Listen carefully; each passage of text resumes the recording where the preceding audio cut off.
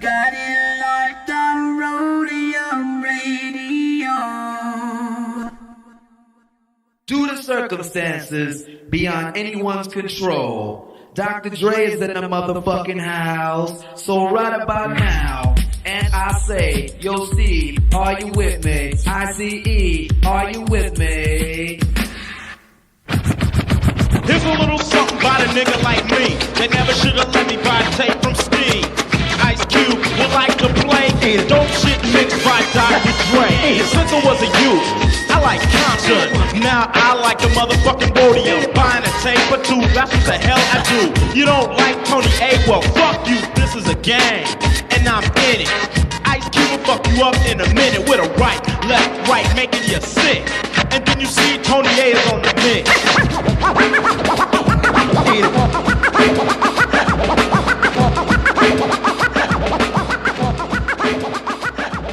Tony A! Tony A! When you're ready, go.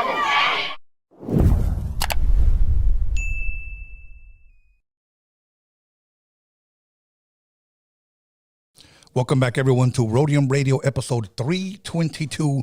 And before I introduce my very special guest, I got some minor announcements. Once again, this Friday is going down November 17th. Club Roadium. Club Roadium. Make sure you guys pull up. Okay, we're almost sold out. I told you guys to get your tickets. If you guys try to show up and try to buy tickets at the door, there may not be any left. Make sure you guys pull up. It's going to be an open bar.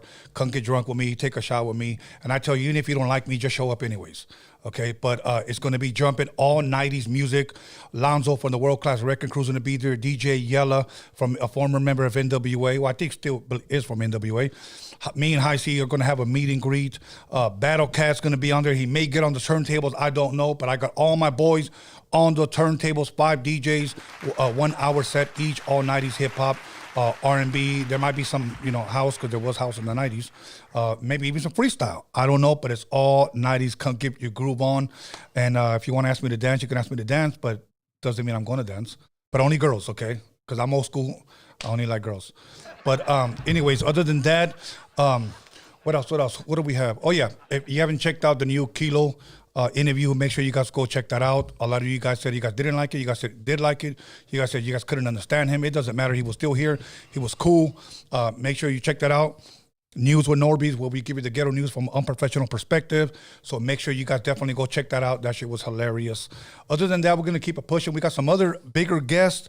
I shouldn't say bigger, but some other big guests coming up in the month of December as well. So I'm booked until January. And I do want to say this, that for those of you that want to appear on Roadium Radio, please submit your music to roadiumradio@gmail.com. If you can put that up there. roadiumradio@gmail.com. That's where you submit your music. If you have video, submit them there. And if you can provide a short bio, okay? Other than that, I do want to talk a little bit about the whole Chicano rap documentary now that I have my good buddy right here.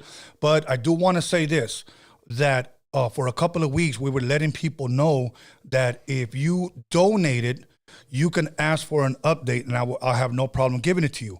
But you have to request one at roadiumradio@gmail.com.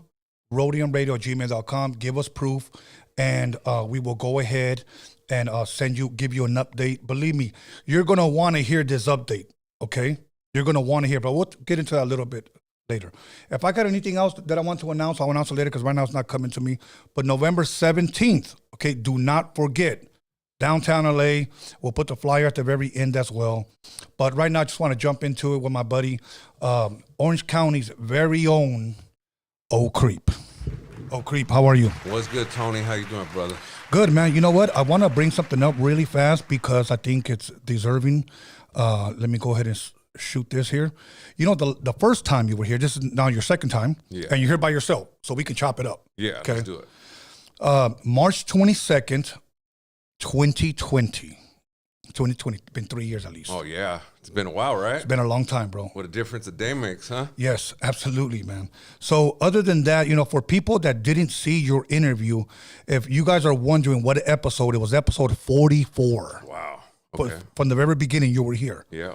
episode 44. So definitely go and check that out. You'll learn a little bit more about his history there. We'll eventually recap a little bit about it. But today is Wednesday. Let's go back to your weekend, man. I always like to ask people, how was their weekend? How was your weekend? Let's go back to Friday, Saturday, Sunday. Go from there. This weekend wasn't really too interesting. Other than I had an interview with Loked Out TV. We had a pretty good interview for about an hour or so. So check that out. I clarified my perspective on a lot of things. Your name came up, and I gave my perspective on how I see things. And I don't got a dog in this fight on anybody's side, but I'm from the streets, man. And like when people were bringing up your name, when you had all that whole court situation, people hit me up, would be like, "Hey, what do you think about Tony?" Well, you know what, man. You got to have that black and white. You got to have that paperwork. You got to have to be sure about it. Just talking about, saying things is all word of mouth, and that's just going to backfire on your ass, You know what? And it backfired on a lot of people's asses, because plain and simple, when I won my case, I went live with it.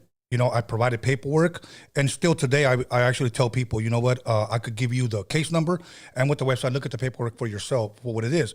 Those people disappeared. A couple of people reached out to me, but I didn't really care for their apology. But they apologized to me, and they told me why they believe this person. But I always ask one question, bro, for the people that believe this person, because I don't consider this person a woman. I'll be honest with you. I have no respect for this person.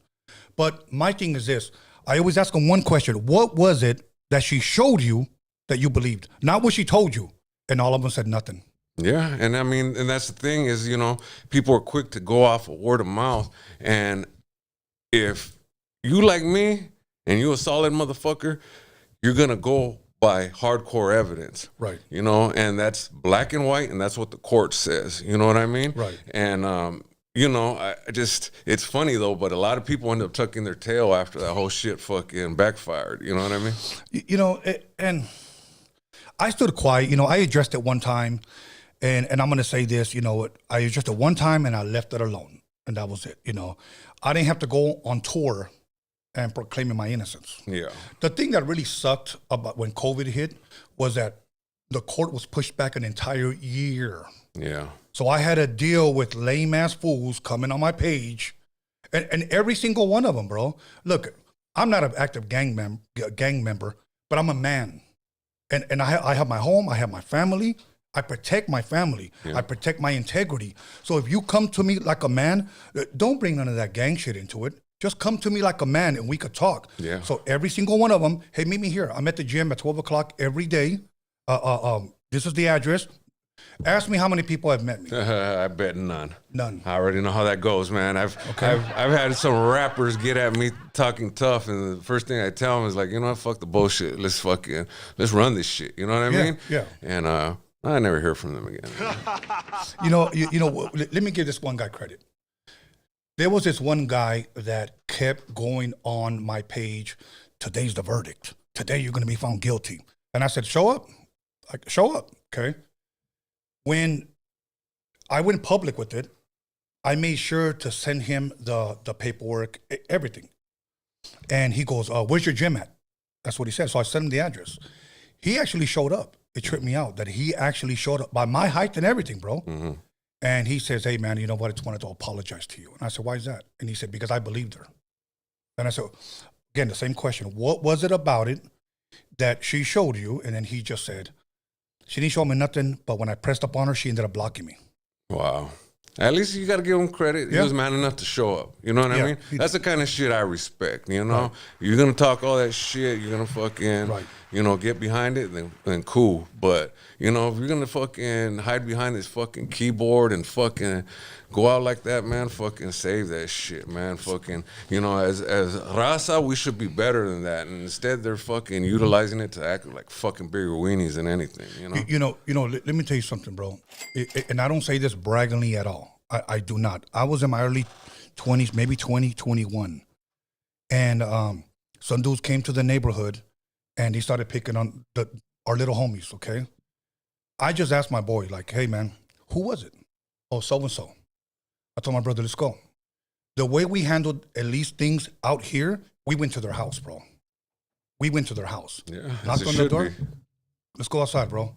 And that's the way we did it. One guy straight pulled a knife. I'm throwing putazos and he's got a knife, okay?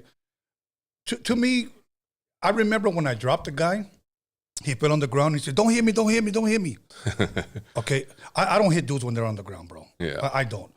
But, that's over. What I am saying is this, that if we confront people, because we're from the old school, I'm not going to hop on my page, make a fake page, just so I can tell somebody off. Yeah. Yeah, I've gotten that too, man. Fucking people making fake pages, threatening me and all that shit. Like, what the fuck's all that for, man? Fucking, you got a problem with me? I'm not hard to find. Right. Fucking, tell me where you want to meet up. We'll meet up. We'll fucking handle this shit. And that's man. it. That's it. Fucking, stop being fucking dramatic, So you did an interview. Other than that, are you a football guy, bro? Do you watch any sports at all? Well, boxing, I know you do. Now that we fired Josh McDaniels as the coach, I'm watching Raiders football again. I thought Jets were going to win. I thought Jets were going to win. I thought so too. So I turned off the TV and I was happy because I'm not a Raider. But somebody told me, oh, they won. I'm like, what the hell? Like, okay, cool. Yeah, they whatever. pulled it out their ass, the defense, man. But you know what? It's like, ahora tienen ganas. Now they want to win. Yeah. Because they got that fucking dude out of there. And that's the thing that pissed me off, man, is he was a dump truck in Denver when he was a head coach. So Mark Davis, when he hired him last year, thinking, he's going to take a team that was in the playoffs and go further, and he ended up dump trucking it that whole season. Yeah. Should have figured it out right away, That, okay, think about this, okay. I remember when he was calling plays for Bill Belichick and for the Patriots. Yeah. Okay. Bro, he was calling plays for Tom Brady, bro. It would be like me calling plays for Joe Montana. Yeah. And then all of a sudden they want to give me a head coaching job. Like anybody possibly could have called plays. Yeah. So that's just my thing. I think a lot of times they just give these guys too many damn chances. But I guarantee you, he's going to get a job somewhere else. Yeah, most likely. And what I tell my kids, man, because they're Raider fans too. Right. Give me the motherfucking GM job. I know who to draft. You know what I'm saying? Fucking all these GMs fucking draft everything other than fucking their needs. You know what I mean? Right. Give me a few million. I'll fucking, stack up the personnel fucking just right. And I don't know what's so fucking hard about fucking drafting and this shit, man. But goddamn, give me the job, Mark Davis. I'll fucking make sure you got a playoff team within a season or two. Do you think Mark Davis is all there, bro? Because if you look at him, that motherfucker looks like a lemon head. Remember those lemon heads? Or the guy from Dumb and Dumber. Yeah, well, his haircut tells you where his IQ's at, bro. Yeah. You know what I mean? You know what? Hey, this whole right now we're seeing that. Yeah, exactly. Who would have thought that we would have seen? I don't even know if I could even say it, gangsters with Edgar haircuts. Oh my God, man! Fuck. Yeah, that shit fucking surprised and shocked the shit out of me, man. Because now when I look at the Three Stooges and I see Mole on it, Dr. Spock. Oh yeah. I'm thinking, okay, maybe that was the future. I don't know. They said that the Aztecas or Mexicas, whatever, used to wear that haircut too, but I don't know. I wasn't there back then. Maybe. But anyways, other than that, man, kind of let's give the people a recap. I know you're from Orange County, but whoever didn't watch episode 44, let's just kind of give a recap. Where is Oak Creek from? Where did you grow up at, bro? You come from a big family. Fill us in. I grew up basically in two cities. One, the city of Orange. That's where my dad and his family have been at since the 40s. Okay. And then my mother's family is all from Santa Ana. Okay. But they're transplants from the city of Brawley in Imperial County. Oh, okay. So basically they went from Brawley to Imperial County. And my parents divorced at a young age, so I split my time between Santa Ana and Orange.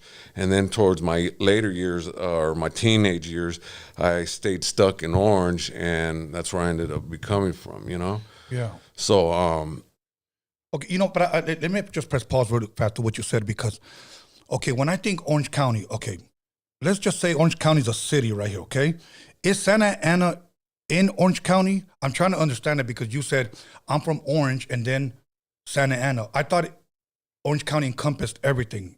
Okay, basically, it's Orange County. It consists of a number of cities. Oh, okay. Okay, so you got the city of Orange, which is it's sort of like you have the city of LA, and then you have Los Angeles County or LA County, right? Okay. So it's sort of the same thing. You got the city of Orange, and then you got Orange County.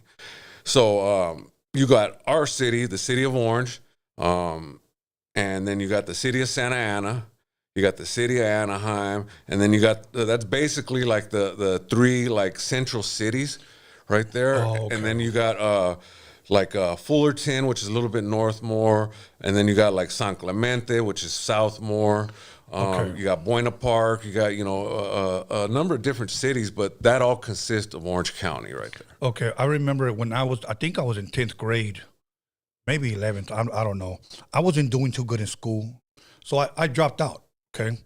And my brother was living in, I believe, so I'm going to say Orange County because that's like around the corner from Knott's Berry Farm. Yeah. Okay. He lived off of Orange and Knott. Okay, that's OC right there. Okay, in some apartment. So I was there for almost a year. Okay. Okay, but I was going crazy, bro, because he was single at the time, and he was a buff dude, bro. He was a buff dude, good-looking dude, always had good jobs, siempre carro del año, and he'd always bring home these mamacitas, bro. Oh, wow. So I'm like, okay, cool. You're soaking it up, yeah, huh? And I'm by myself in the room listening to Lionel Richie on vinyl. He would tell me, turn it up because I don't want you to hear me. But he was a player. He settled down now.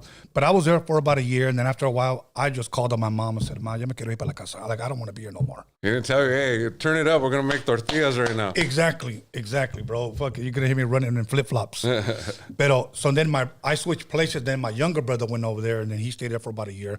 I don't even remember what high school he went to. But I had a lot of friends that went to Santiago. Oh, yeah. Right there in Garden Grove. Yeah, okay. Yeah. Do you live anywhere close to there? No, I'm more towards, are you familiar with the Orange Circle? Have you heard of the Circle? Or what about the Block? You ever hear about the Block? Yes. Okay, I'm basically east of that. That's where we're at. Because the Block is basically borderline Garden Grove, Orange. So if you go east more down towards like the 22 like east, that's where we're at right there. Okay, is the Block still jumping off? Because I haven't been there in years. But when I went, obviously pre-COVID, it was like always packed. Yeah, it was. I haven't been there. I usually go like to the movies at night and stuff, so I pretty much miss, what it looks like. But I believe it's still going off, Okay. Now, again, just to give a quick recap, you come from a big family, bro? Yeah, my mom's side is pretty big. My dad's side's pretty big.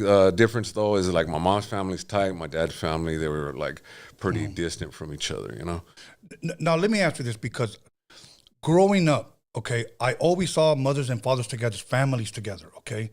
You mentioned that your mother and your father divorced when you were at a young age. Mm-hmm. Do you think that ever affected you? The reason why I asked that is because my mother and my father stayed together the whole time. A lot of my friends, mother and father, like everywhere I went, friend's house, there was always a mother and father, mother and father, mother and father. Today, and I'm just going to quote this meme that I saw, or maybe, I don't know if you know if it's a meme. We have too many moms, too many baby mamas, too many baby daddies, but not enough families. Yeah, it's true. So did that affect you mentally at all? Or did it bother you? Yeah, it did. I mean, because, I went from having my little family and then it split up, and, I had to go to like court, and like family court, and, it ended up, becoming tough on me because, and I hope, a lot of these parents, take note what they put their kids through, because I had to go to court and they asked me, okay, who do you want to be with, your mom or your dad? That must have been tough, bro. Oh man, I and naturally I'm a what, 6-7-year-old kid. I'm like, well, both of them. And the judge was like, well, you have to choose one. And I'm like, well, I don't want to choose one, And he's all, well, then let me ask you this then. Who, if you had to make a phone call and one of your parents is going to be there for you more than the other, who would it be that you would call first? And I couldn't lie. It was my dad, Wow. And I told him my dad, and that ended up being a big part of why my dad ended up getting custody of me as a kid. And it also drove a wedge between me and my mom that I didn't know for years that she held a certain kind of like animosity towards me because of that as a kid. Fortunately, before she passed, me and her buried the axe. We talked about a lot of things, and, we got everything, we cleared the air, which I'm grateful for because, I didn't want that burden of her passing and then having some kind of grudge or whatever. But it, it did affect me a lot through the years, and finally at the age, I'm already hitting my 40s and we barely squashed it. You know what I mean? Wow. And other brothers and sisters maybe that might have gone with your mother? Well, we didn't. My mom had other kids, so I had a half brother and a half sister. Okay. So they were with my mom the whole time, though. Right. For me, I would have to say, because I applied that question when you said if you had to call someone that the judge had asked you, I immediately thought my mother. Yeah. And that probably would have been my answer, but it would have, at the same time, it would have probably killed me because I would have seen my dad. And my dad was a very, very, very hard worker, bro. Yeah. Era borracho. Like, he drank his ass off, bro. To me, I'll drink at night because it's a vibe, and we're chilling. Yeah. But not him. En la mañana, goop, comb his hair, and he's off to fucking work. Well, he earned that shit. He right? earned that shit. Yeah, that's the difference. He'll come home sometimes, eat ya borracho. Bring everybody rotisserie chicken. The Wizard of Oz is on. Remember back in the days when it used to be on like once a year? Yeah. Let's all watch it, And they'd pump it up all week, the commercials and shit. Yes, bro. And then we get in the fucking station wagon, like on the Saturday. We'll go to downtown LA, and he wanted to go see Grease because that group, Sha Na Na. Do you remember them? Oh, yeah. They were Bowser. Yeah. So he was like, vamos a ver Sha Na Na. And I was like, okay, fuck it, let's go. So, that's cool. Yeah, but so I have a lot of great memories with my mother and my father, bro. So I try to do the same thing with my kids, Yeah. How many children do you have, if you can elaborate? Well, I got quite a bit of kids, man. Okay. I got an older son. He's in Denver. I got 3 daughters in Colorado as well, a daughter in Utah, and then I have 2 sons and here in Anaheim. And then I have my other 2 sons here in Anaheim as well. So you like being a father then? Oh, yeah. I love it. You know what I mean? That's good. I love it. You ever put them in through sports? Yeah. My 2 youngest sons, they were doing MMA and jiu-jitsu for probably the last like 3-4 years. Oh, okay. So they've been doing that. And then before that, they played football. My oldest son, he was a baseball player. He played all the way up until to college. Really? Yeah, and then he graduated, and then he ended up becoming a sheriff's deputy. Really? Yeah, in Colorado. Now let me answer this, because you being from the streets, okay, and then your son becoming a deputy, does that bother you or not really? It doesn't, because, me and him, we have a good understanding. I know where his heart's at, and, he's not the kind of a person that's just gonna be a fucking asshole to be an asshole. Right. If anything, he's probably, and that's what I talked to him. I told him, look, you're taking on a position that the only reason why I've never respected cops or law enforcement is because, they lie, they bullshit, they act like assholes, Yeah, very true. But if I come across one that's doing his job, that is, doing everything, a man's supposed to do in his position, then I can respect that, Absolutely. And so, he's been doing this. He's actually going to go into firefighting next. So, but yeah, he was already tired of that shit. Are you abuelito yet? Yes, I am. How many grandkids do you have? I got, let me see, I got a grandson and 3 granddaughters. Okay, we got 4. I got 4 too. 2 boys, 2 girls. Okay. Bro, let me tell you something. It's a beautiful thing to be a grandfather, bro. Like, for me, it's a beautiful thing. All my buddies are like, bro, just wait till you have grandbabies. You're going to feel like you have them all over again. And for me, that has become a true statement, bro. Yeah, unfortunately for me, my oldest daughter, me and her basically have issues. So I haven't really had a chance to have a good relationship with my grandkids. And, I'm hoping we can patch things up, but Absolutely. I'm waiting. I'm ready and waiting for that day. You know what I mean? Yeah. That's dope, man. So now, you know what? The last time you were here, we talked a little bit about your music. And again, just on recap mode, for those of you guys that haven't seen episode 44, make sure you guys check that out. You'll get a little bit more about Oak Creep's history. But let's talk a little bit about your rap now. Now, we already talked about who inspired you, episode 44. But to kind of like shine light a little bit on it, when did you actually, what age did you actually take this thing serious, that you knew this is what you wanted to do? To be like serious, Yeah. probably the last 3 years. Okay. Because before that, I mean, we were recording shit, but I was still on the streets. I was still fucking, gang banging. I was still over there fucking in jail and shit like that. Yeah. And, and even I had to turn myself in 2014 for a 7-year sentence. And I knocked out 2 albums just right before I went in. And I guess you could say that's when I got serious about it. But before that, we just make music just to make music, We'd go perform, like we performed at Key Club, Whiskey A Go-Go, different places, House of Blues, shit like that. We recorded videos, did shit like that, and we just did it to do it, you know what I mean? Just out of the love for music, Yeah, well, you mentioned Whiskey A Go-Go. I want to say, I think it was 2019 or 2018, when I was filming the Roadium mixtape documentary. I went with Quick. It was Second to None, AMG, High C, Sugar Free, and we performed all at the Whiskey A Go-Go. Oh, yeah. And I wanted to perform there because I'm a big fan of Jim Morrison, bro. I love the Doors.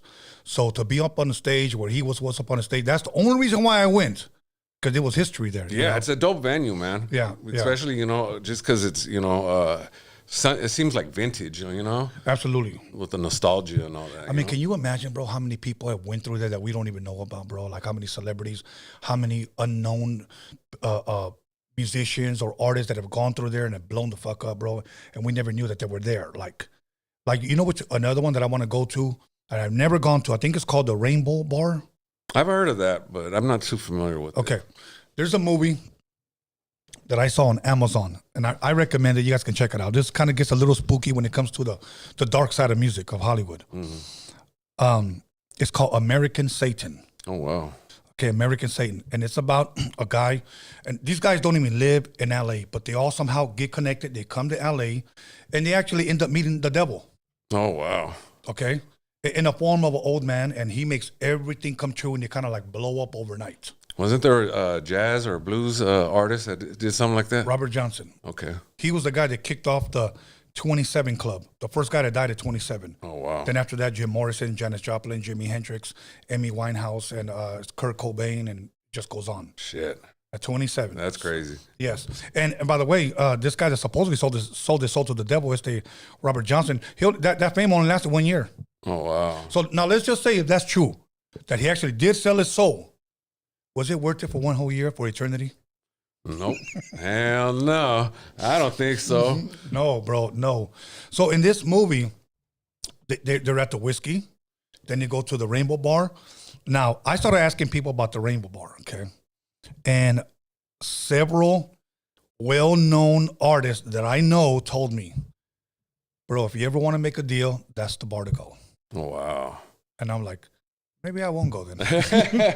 Go to the bar and get your little candles and shit going, huh? Right. And that's my thing, bro, because I do believe that there are people in this industry, bro, and not just blacks, even raza, that will do anything for fame, bro. Yeah, I believe it. Anything. Sell their damn soul. I'm sure some dude was, I don't want to get graphic, but I'll leave it alone. But, yeah, and I've seen some artists already compromise their morals for that already, for money, for fucking fame or whatever, and it's like, really fucking, you're gonna taint your name for that bullshit, Okay, tell you a story, but I will never say the name. Okay, dope rapper, and I know him very, very well. Okay, one day, he got drunk. We were sitting in the car, and he started crying. He said, I need to tell you something. And I said, okay. And I know this guy was a womanizer, meaning that he just loves girls. Yeah. Okay. But he wanted a major record deal. He told me this, okay? And if you're listening, I'm not going to say your name, big dog. Don't worry about getting busted out. Yeah. And he told me the record executive, his name, he told me the label and everything. This guy promised him this. And he would go over to his crib, and the record executive, he was a very well-known homosexual. And he would actually cook him breakfast, cook him dinner. They started becoming really tight. And he got drunk, bro, and he straight told me, he goes, I'm not going to lie to you, bro. He talked me into giving it up to him. Shit. And I said, like, for reals? And he was like, yeah. He goes, I did it once. He goes, and he promised me this. And I said, and what happened after that? He goes, he never called me. He never talked to me or anything no more. He got fucking treated like a hyena. He got treated like a hyena, bro. Fucking hit and run. Hit and run, bro. Hit and run. And I straight asked him. Because I told him, have you gone checked out? And he goes, yeah. I go, he went bareback, huh? And he goes, yeah. And I said, he should have been the one to fucking, you know what I mean? Fucking. Dude, where'd I make a song? Got treated like a hyena. Now, not to stay on that damn subject, but how many dudes have done that? Countless. I mean, you hear all that shit with P. Diddy and all that shit, man. You know that stuff is true, bro. Will Smith, now these guys are coming out. Yeah. With Will Smith. You know, I mean, does it really take all that? Whatever happened to talent, bro? Talent won't get you through the door no more? Oh, hell no. It's been like that for the longest, man. You know, when I first started, like, getting into the industry and, you know, me personally, you know, I think I could fucking gas the mic hard, you know? And I thought, you know, cats were going to, you know, be like, hey, that, you know, that was dope shit or whatever. And you notice that instead of giving you props, motherfuckers are gonna hate on you instead. You know what I mean? They rather fucking, and I understand, you know, it's a competitive fucking game. You know what I mean? Right. But, you know, you would think, like, I mean, me personally, if I hear somebody fucking get on the mic and they fucking come with some hard ass shit, I'm gonna give them their daps, you know? Like, hey, that shit was dope, you know? And nah, man, fucking, it's hard to find that shit nowadays, you know? I'm going to tell you why you are the way you are and why you give people props, you give them their flowers and you show them their love, and it doesn't intimidate you because you're an alpha male. Yeah, that's exactly what it is, because man. You're a leader, bro. You're a leader, okay? It's the betas that don't like us. Exactly. And, you know, and I had mentioned something about that recently, you know, and you have to have an ego. You have to be fucking strong-minded. You have to be an alpha, and it rubs the betas wrong because they wish that could be them. You know what I mean? Hey, that 100, bro. 100. You know, when people come on my page and start complaining about bullshit, bro, you know, the thing is that when it comes to the Chicano rap documentary, everybody, you know, let's get into it right now. I'll touch a little bit and then we'll talk a little bit later so that way they can stay on. So, because a lot of guys are here just to make a reaction video. Oh, yeah, definitely. Okay. So, let me just drop a little nugget. Okay. Most guys that have hit me up about the whole Chicano rap documentary never even donated. And they get mad because I asked them that. If somebody would have asked me, hey, Tony, what's the Chicano rap documentary? Did you donate? Because those are the people that I owe an answer to. And I know you donated. Yeah. Okay? Those are the people that deserve an answer, not you. Okay? You know, well, why are you getting all defensive? Why is it me getting defensive when I just asked one question? Did you donate? You know, well, I'm a fan. You could be lying. Yeah. So here's what we did. I told everyone here, and we could put up the roadiumradio@gmail.com. Everybody who donated, please email me, and within a day or two, you will get a response. You will get an update of everything. Out of 333 people that donated, you know how many people emailed us within a span of maybe 3 weeks? Probably like 10. 4 people. Wow. Well, so that goes to tell you what it is, man. It's just it's a hit piece. You know what I mean? It's just something to fucking get them clicks. It's just something to fucking, you know, put themselves in a better position. And you know, the thing about that is it's fucked up because, you know, there's got to be a better way to do this shit, you know? Yeah. And I checked out, what was it? Matter of fact, shit, I didn't even mention this to you, but on Friday, I went, there's a theater in Orange County in Santa Ana called the Frida Theater. Okay. And they play like a lot of old school movies. They'll play like independent films, shit like that. And they had a film or a documentary called American Homeboy.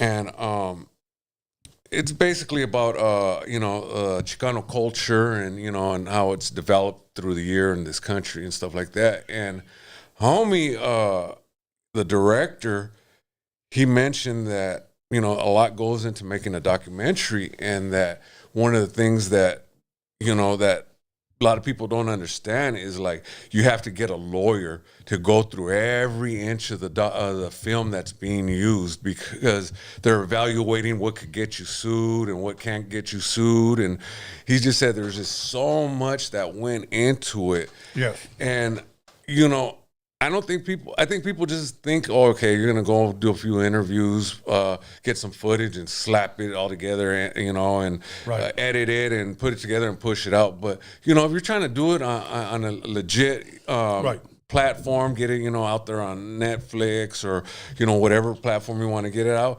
those are the steps you got to take, and it's not just gonna come overnight. Let me say something, and then, like I said, in a little bit later, we'll talk a little bit more about it.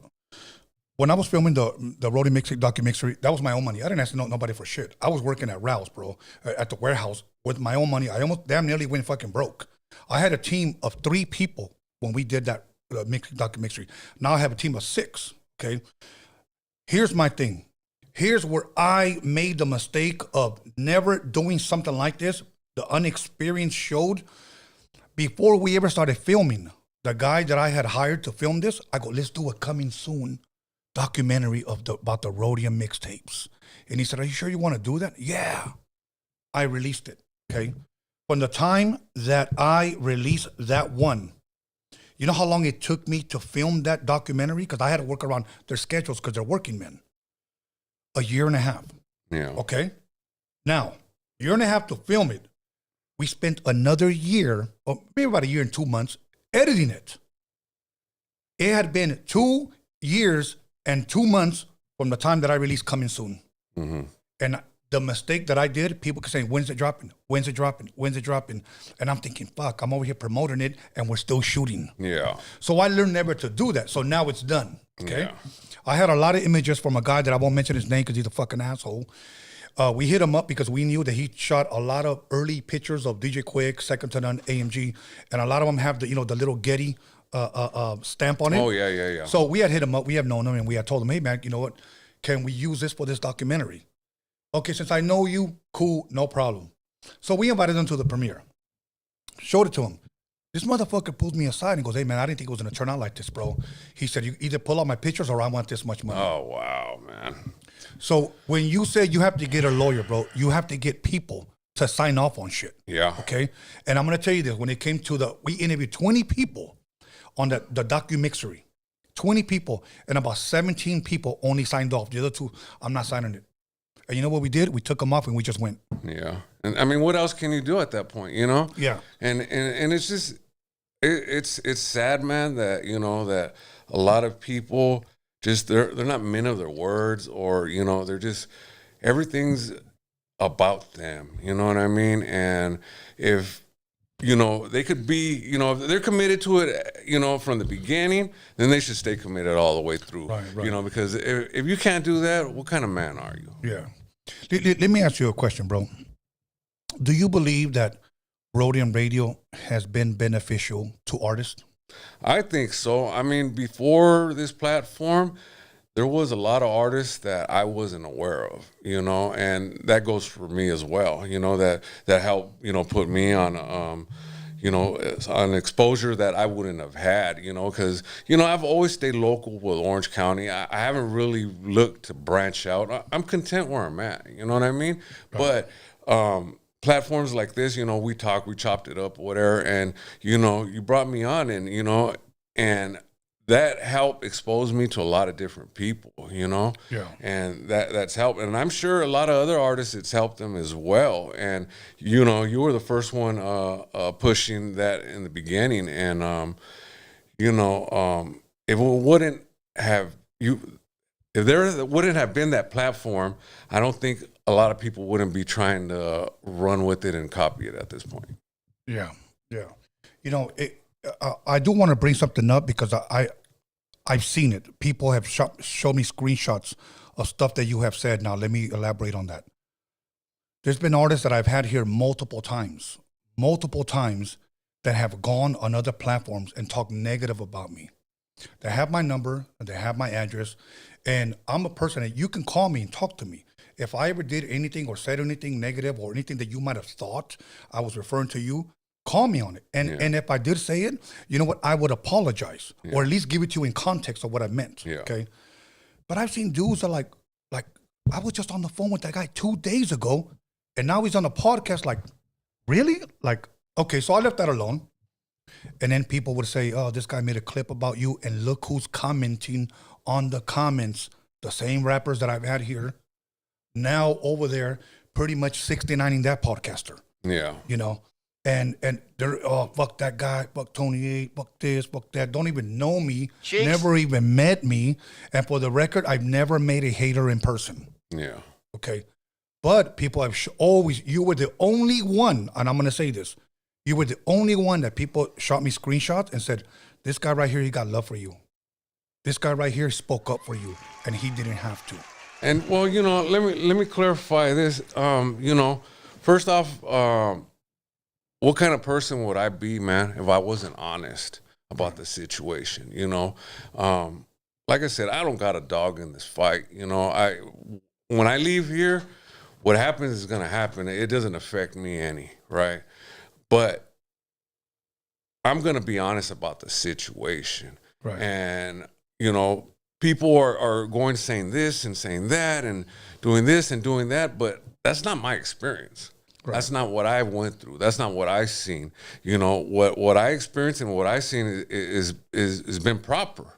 You know what I mean? And, you know, maybe it's because I carry myself a certain way, or maybe it's just because we get along that way or whatever. But, you know, I can't say nothing negative, you know? Yeah. I mean, the only thing I could probably say was the only thing that you could have done better is give a better timing as to when that documentary was going to come out, you know? Yeah. But, you know, there was just so much shit going on, you know, and people don't understand fucking shit happens, man. Right.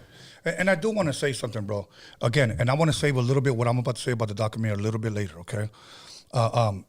My thing was this. Nobody was saying anything until this one podcaster all of a sudden started bringing it up. You know why? Because he felt he no longer got along with me. So he figured, let me just say something about him. Let's start this fucking witch hunt and let's, hey, push it. Hey, start pushing this narrative. Hey, start pushing this. And you know what I did, bro? I laughed. I don't listen to nobody's podcast. I don't listen to nobody's reels. I don't listen to nobody's shorts. My team does. And then when the time is, you know, is right, they'll say, hey, this guy said this. I don't give a fuck. I'd laugh. When I found out that they made like 3 diss songs about me or whatever, that shit was hilarious to me. And I'm going to tell you why. Because you can't pay for that kind of promotion. Yeah. That's good promotion. Yeah. So I continue to encourage them to do it. Well, they say if you ain't being hated on, you ain't doing it right. Okay, look. Let me share with you a story, bro. And I want you guys that have gotten hated on to learn from this if you can. 1988, I'm reading the newspaper, LA Times, right here in the city of Torrance. Dr. Dre sitting behind the board. They're getting ready to release their NWA shit, 100 Miles and Running. Mm-hmm. They get a letter from the FBI. It was a little bit more before 100 Miles and Running, the EP. And they got the letter from the FBI, and they're reading the newspaper, and it said that they are not to perform Straight Outta Compton album and the song Fuck the Police. So then he crumbles it up and throws it in the trash. And then I'm just a fly in the wall, bro, because I've never said I'm from NWA, but I was there only because of my manager, Steve. Mm-hmm. Okay. So I just happened to ask. I said, well, you're not afraid? Because it's all negative, what they're saying. And he said, I don't give a fuck. He said, all publicity is good publicity. Yeah. I've heard that too. He said, all publicity is good publicity. And I've learned that. A couple of years later, I see Snoop on Arsenio Hall. And they asked him, you know, Arsenio says, you're not worried about your lyrics? And he said, all publicity is good publicity. And I said, fuck, he ran with it. Yeah. Okay. Now, I had dinner, I should say, at the Palms in Pasadena with Jerry Heller, 1997. We're talking. And then I said, man, you don't ever worry about the people we're talking shit about you? Okay, hey, I just released his book. Oh, no. And actually, he released his book in 2005, 2006. He was talking about releasing a book. He had released a book called Ruthless. I have it. He blessed me with it. But in 1997, we're talking, and he tells me like this. Don't worry when they're talking about you. He said, worry when they're no longer talking about you because you are no longer relevant. Yeah, that's the truth. And I was like, that's actually pretty good. Everything that they said is coming to pass, so it actually benefits me. Yeah. You got to, like you said, you got to have thick skin, bro. You do. You do. know? Because, I mean, it's just, man, like I told you earlier, Raza doesn't fail to disappoint me, man. Can you say that again for the people in the back? Raza does not fail to disappoint me, man, because whether it's the streets, whether it's the system, whatever it is that we get into as people, we always got somebody being hypocritical. We always got somebody hating. We always got somebody talking shit. And we got very little support from our own. Have you ever had a black guy hit on you? Not that I know. Shit. Matter of fact, I had got into some comments, some words with some black dude on Spliff DTV one time, and he's all like, well, you're a rapper and you probably use the N-word and, you probably sound like you're black. Well, I guess he went and actually checked my music out, and he's all like, hey, bro, you're probably one of the fucking cleanest Mexicans I've heard. You don't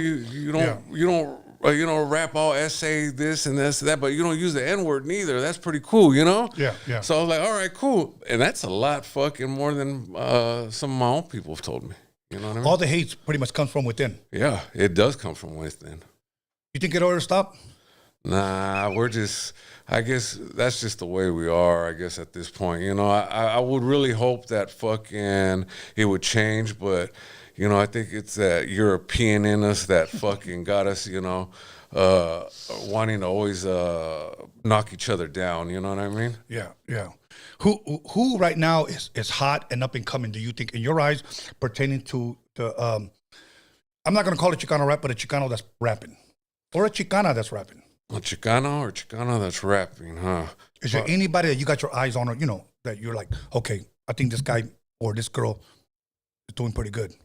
Shit, I mean, other than the usuals, man, like Baldacci, he's doing his thing, and Young Dopey and a few other artists. But to be honest with you, bro, like I really don't pay too much attention to newer rap. Okay. Let alone Chicanos that rap, unless they got something that's that gets my attention. That's hard. And I heard that boy, what's his name, Westmont Scheme. Oh yeah, I had him here. Yeah. Yeah, he got some bars too, man. And that's the kind of shit that I'm looking at. You know what I mean? That's the kind of shit that gets my attention is, I got the wordplay and the different rhyme scheme shit like that, because anybody could rhyme 2 fucking words. You know what I mean? Yeah. And so that's what I look for in artists. But, my bad, but I really don't pay attention too much to fucking Chicano or Chicano rap, man. I want to ask you something, and you tell me if you believe the statement is true. I'm trying to remember the chick's name. I don't know if it was like Nicki Minaj. It was a black female. I don't know if it was her or Roxanne Shante. It was one of them, bro. So I don't want to mix them up. But I know it was a female dope rapper that said this. When I was younger, I listened to dope rappers on the radio. Rappers that had talent. Yeah. Today, she's talking about this generation, you guys listen to rappers that are popular. Yeah. That's what it is. I mean, look at like the Jenny 6ix9ine, man. She couldn't sing for shit, but she got her streams, she got her views. A number of other artists that they fucking suck as artists, but they get their streams and they get their views. And this game isn't about talent no more. It's a popularity contest. It's funny how some, and I agree with you. It's funny how some rappers, the music is shit, okay? But their desmadre outside of the music is what got them popular. Yeah. And now everybody's talking about this guy. We should book him. For what songs? Yeah. No, you just want a popular guy to show up. Yeah.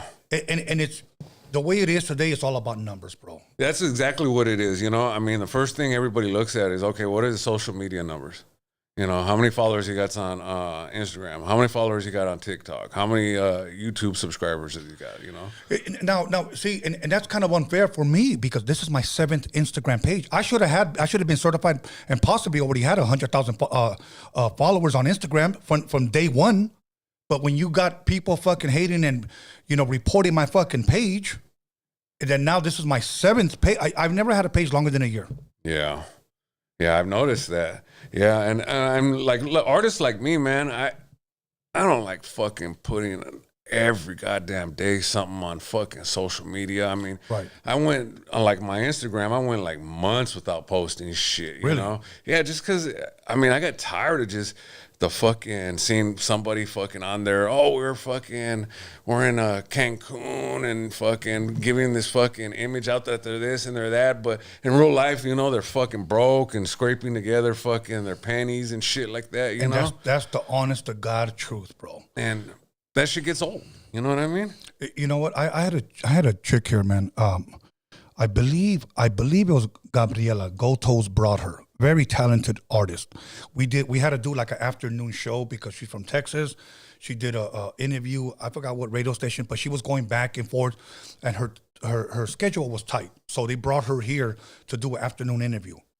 I feel bad because it didn't get that many views because she's an unknown artist, but she's an up and coming artist. I think that's dope. Yeah. She said this, that she came out here a couple of, maybe about a year and a half ago, and she hung out with TikTok influencers. She said, so I'm thinking I'm going to this lit ass party. She said, fuck no. There was a house, a bunch of all these influencers were there. Okay. They were just hanging out. And then when the guy would say, okay, we're about to go live now on TikTok, that they would all get together and start jumping up and yeah. It's all a front. Yeah, it's all up fun. And then when he would start going live, everybody would go back to the little clique and just start talking. Wow. Yeah. He goes, it's just all fake. So now here's my thing. Say you're an influencer right now on TikTok and you got 1 million followers, okay? What happens if your shit gets deleted? Are you still an influencer?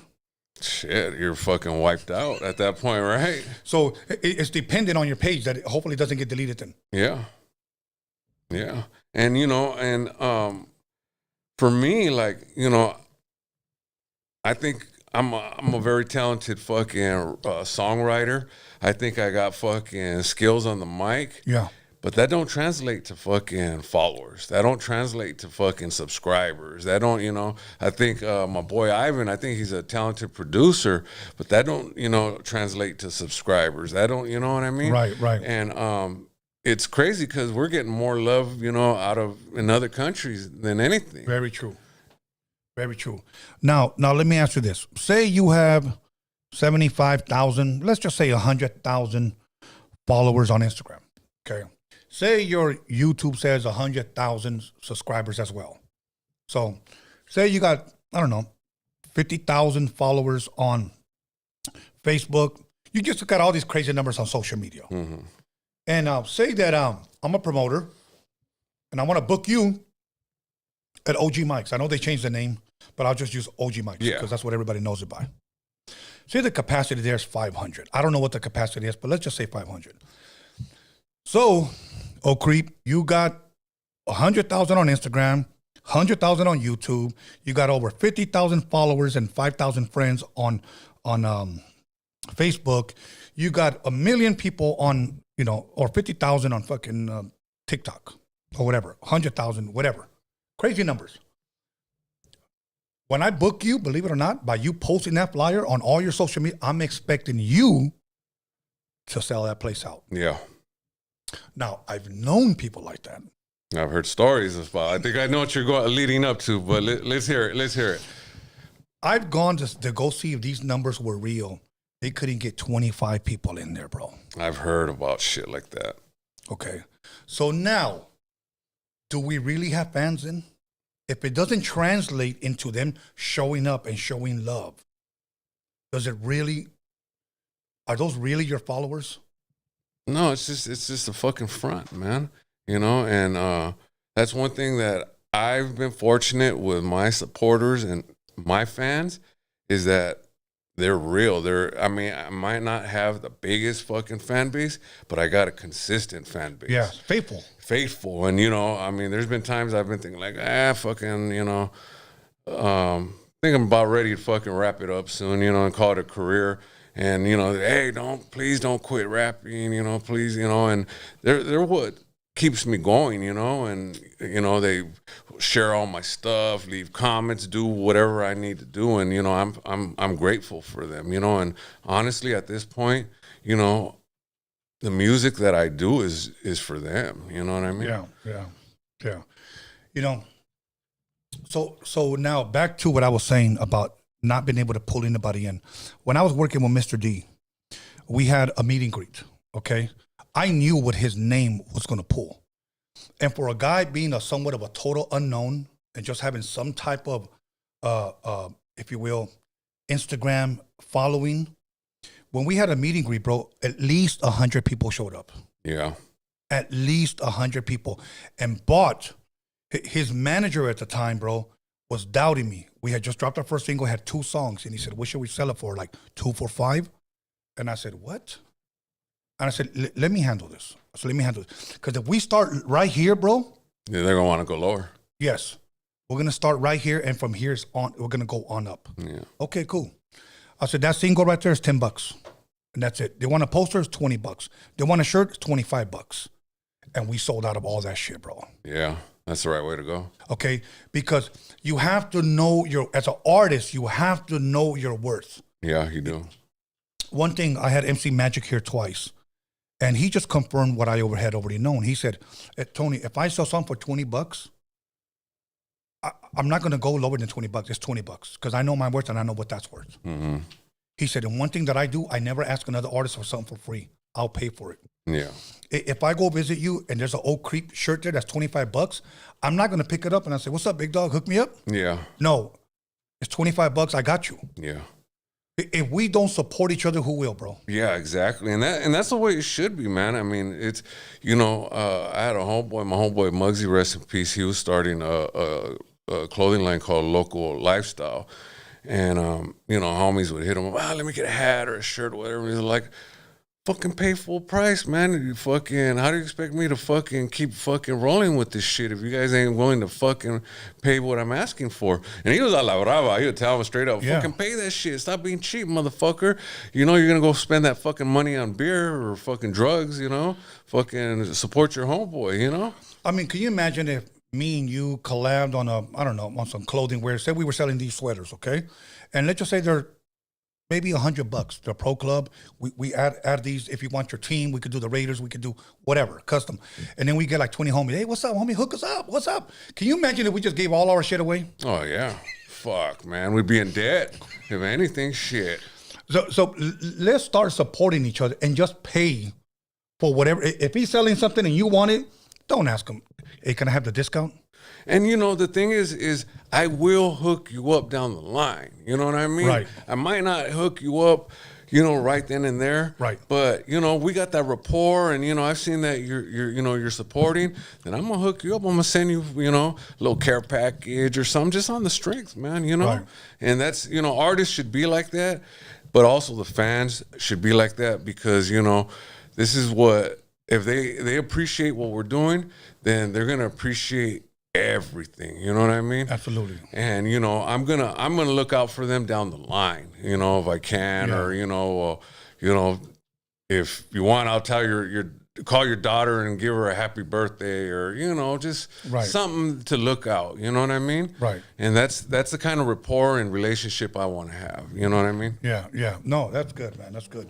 So now let's talk a little bit about your new music. I know you told me you've been dropping singles, if I'm correct. Yeah, I pretty much stopped dropping albums just because you'll do a video or two for 1 or 2 songs, and then all the songs fall through the cracks. What give us how many singles have you dropped recently? Recently, I dropped 2. Okay, 2. Let's go with the first one. What's the name of it, and when did it drop? It's called How We Ride, and that dropped in September? Okay, How We Ride. Can you kind of elaborate a little? What's that song about? Basically, I took it back, man. I'm on this trip right now, man. I'm on this 90s trip. It's basically, it was produced by a cat named Product of the 90s. Oh, and it's a Barcade sample with Move Your Boogie Body to it. And basically, it's street shit. I'm talking about street shit, but I'm talking about I'm a product of the 90s, Right. And the whole vibe is a 90s vibe to it, got the sample, the lyrics are 90s based, and I'm talking about my experiences in the 90s and shit like that. And so the other single I dropped, that one's a more of a newer kind of a vibe to it. It has it's all production by my boy Ivan. No samples, no anything to it. And what's the name of that one? That one's Like I Sell Dope.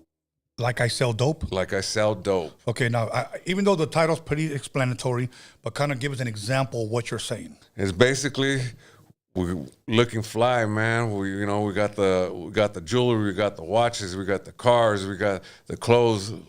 Like we sell dope. Okay. You know, like that's how See, fly we are. 80s and 90s, believe it or not, because that's how dudes were. Yeah. Everybody knew who the gangster was, who the baller was back then. So they were announcing it on social media. Yeah. Nowadays, everybody got their Gucci and their little fucking Louis Vuitton belts and shit like that. You know what I mean? Yeah, back then we had to buy Fucci from the Compton Indoor, bro. Like we had to buy the bootleg shit. You know, remember that shit? The Chewy Vuitton. Yeah. But okay, so now, as far as your album, do you see yourself dropping an album or EP, or are you just gonna keep the whole single thing going? I think the single thing going. I think the whole album thing's done, man. Really? Yeah, I think that's done. I mean, you know, it's better, I think, just to focus on one song, promote it, do the video, push it out, give it its time to fucking shine. You know what I mean? Right. And that way, then, you know, you could basically be consistent. I mean, I've recorded enough material where I could drop an album still. Right. But it's just, like I said, you know, you put an album together, and I see a lot of these artists, they put albums together, they'll do a video for one or two other songs, and all the rest of the songs fall through the cracks. You look at their numbers, and they're not doing shit. You know what I mean? No, let me ask you this, and I want you to be honest with me, and I know you will, but I just like saying that. Are you still having fun? Yes, I am. At this point, I am. Don't get me wrong. That's why I mentioned that I took a break for a while, right? I had to take that break, man, to recharge, to basically, you know, let that creativity come back to me, because it was feeling like a chore for a minute. You know, and I don't want that with music, man. Right. Because that's my one release. That's my one way of expressing myself, and the one thing I like doing, you know. And fortunately, I got my boy Ivan here, man, that without him, I wouldn't be able to be having this fun no more. You know? How long have you guys been working together? Oh, wow. Well, we initially met in 2000, I think, 12 or so? Okay, so he got the number, 10 years. Yeah. Right. So, you know, my boy, man, we first did a little, he did a remix for a song I did. And I shot him the vocals, and I like what he did. And, you know, we talked and stuff like that. And I ended up going to the joint. I had a 7-year sentence. And, you know, when you go to the pen, man, you don't expect to hear from nobody. You don't expect fucking, you know, nothing from anybody other than maybe your parents or, you know, your significant other, or your kids or whatever. Yeah. But homie here, man, you know, he kept in touch with me, and he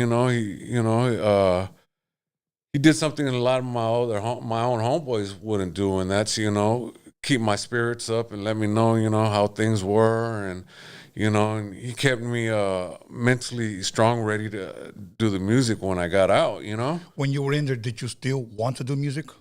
Yeah, I did. You know, it gave me a lot of time to write. It gave me a lot of time to put together a lot of concepts, stuff like that. And a lot of people knew me going in for rapping. Especially a lot of Orange County cats, because you know, in Orange County, you know, I already have you know, I'm more established over there, and people knew, you know, from features I'd been on, or we had a video that we had shot in 2002 called Out of Control that was basically made its bootleg run, and it's the first video in Orange County that was ever shot, first rap video. Really? Yeah, and it made its runs, man. It got bootlegged, and it just, everybody had it and was checking it out, you know, and that's how I got my name out there. So when I hit the joint, a lot of people were, hey, you know, aren't you Oak Creek, man? Aren't you the guy that raps? And I'm like, yeah, man. And so every Friday night, man, I was in a dorm right there in Wasco. And what they would do is they would tell everybody to quiet down, and they would basically have like Friday night was basically all the rappers, all the singers, everybody would form a big ass circle, and everybody would start rapping, singing, and just putting on. You know what I mean? No shit. All their shit, and it's pretty dope because there was a lot of talented fucking homies, a lot of talented raza. You know what I mean? And I was hoping I got to see a lot of them come out and do shit, but it's only like one or two of them that came out that I seen that did something. Shots to my homie Exclusive 805. He's one of them that I was with him in Wasco, and homie could gas the mic, man. And really? Yeah, he just got out recently, and he dropped a song with Oxnard Pugs, and that shit came out hard as fuck. So I'm not trying to I'm not trying to switch this into a political conversation, but I think this is important for people because I don't think anyone has ever asked anyone this question, or at least not that I know of. Let me rephrase that. I haven't heard anybody ask anybody this question. Why is it that raza who, let's just say there's somebody on the street, they're hustling or they're active, but they got fucking talent. We know that they can spit or that they can sing. Why is it so hard to leave the street alone and not just pursue this beautiful gift that you've received? Yeah, that's a tough one, brother, because I'm guilty of the same shit. You know what I mean? I just was more addicted to fucking being out there and, just getting my name out there. I mean, I used to get pissed, and people, hey, you're that rapper cat, right? I'm like, fuck no, I'm not a fucking rapper. I'm a fucking gangster, motherfucker, Right. Don't refer to me as a fucking rapper. Fucking, I'm a gangster that can rap of anything, Yeah. But to answer your question is just, I think a lot of it too is that some of them don't feel that they're going to get a break or somebody's going to invest that time in them. Yeah. When we were going up to Lake back in the 90s, it was 1990 to go cruise up there, okay? And I remember I was in the car with a bunch of my homies, and my homeboy had La Raza, the cassette single. Mm-hmm. This is where I knew, as a people, we were in trouble, okay? Soon as, dum, dum, dum, dum, dum, everybody's digging it. He turns it down. He looks at me and goes, where's that fool from? Yeah. They didn't say this is a fucking dope ass fucking rollout right here. Fuck yeah, we're in the door. Now we're on the airwaves. The door's kicked open. We have a voice. Nothing. No. Where's that fool from? Yeah. Like, is he real? And I'm like, fuck, I don't know. I met Frost, I think I want to say 88. Yeah. He came out with his first single called Rough Cuts, and then he came out with a song called Terminator, and then he came out with La Raza 1990. That was a beautiful thing, bro. Yeah, it was. But where's that fool from? And then there was rumors, oh, he's from White Fence. No, he's from Hazards. No, he's from 18th Street. Like, everybody was guessing, bro. I remember that, brother. I remember that. So now I'm going to ask you this. Why was that so important to us, bro? I don't know, bro. And, it's crazy, Tony, because that's the first thing that goes through my mind when I hear a fucking rapper and, like, if he's dope or whatever, hey, where's he from? Yeah. That's the first thing that goes through my mind. And then, oh, he's from up north. Fuck that guy. Or, or he's from like some hood that fucking my hood don't get along with, or whatever. Fuck that guy or whatever, And I got to break that mentality myself. Yes. You know what I mean? But I think we're so entrenched in that gang culture, that gang lifestyle, that we're quick to fucking, we're basically, like they call it, tribalism, man. We basically, everybody's going to go to their own corners and fucking think their shit's the best. You know what I mean?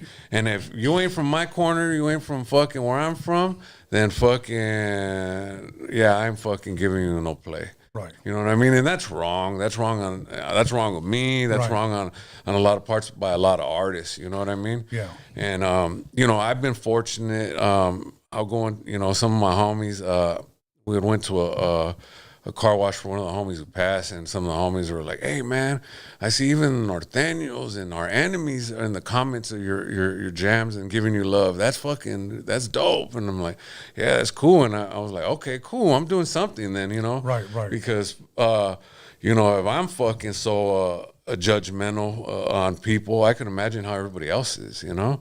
So for them to fucking feel my music and, you know, me be from down south or be from my neighborhood, you know, and them not, you know, and these guys were enemies of my hood, you know what I mean? That, you know, we've had long-standing beefs, and they're, you know, giving me props like, you know, we're the best of friends, you know? Yeah. Here's the other one. And I'll just use these two cities for an example. Let's just say maybe somebody from Compton comes out, or let's just say maybe he's from South Central, and he's got dope skills. Let's just say he's wearing his white T-shirt and his cut off, you know, Dickies, and he's rapping and he's claiming South Central.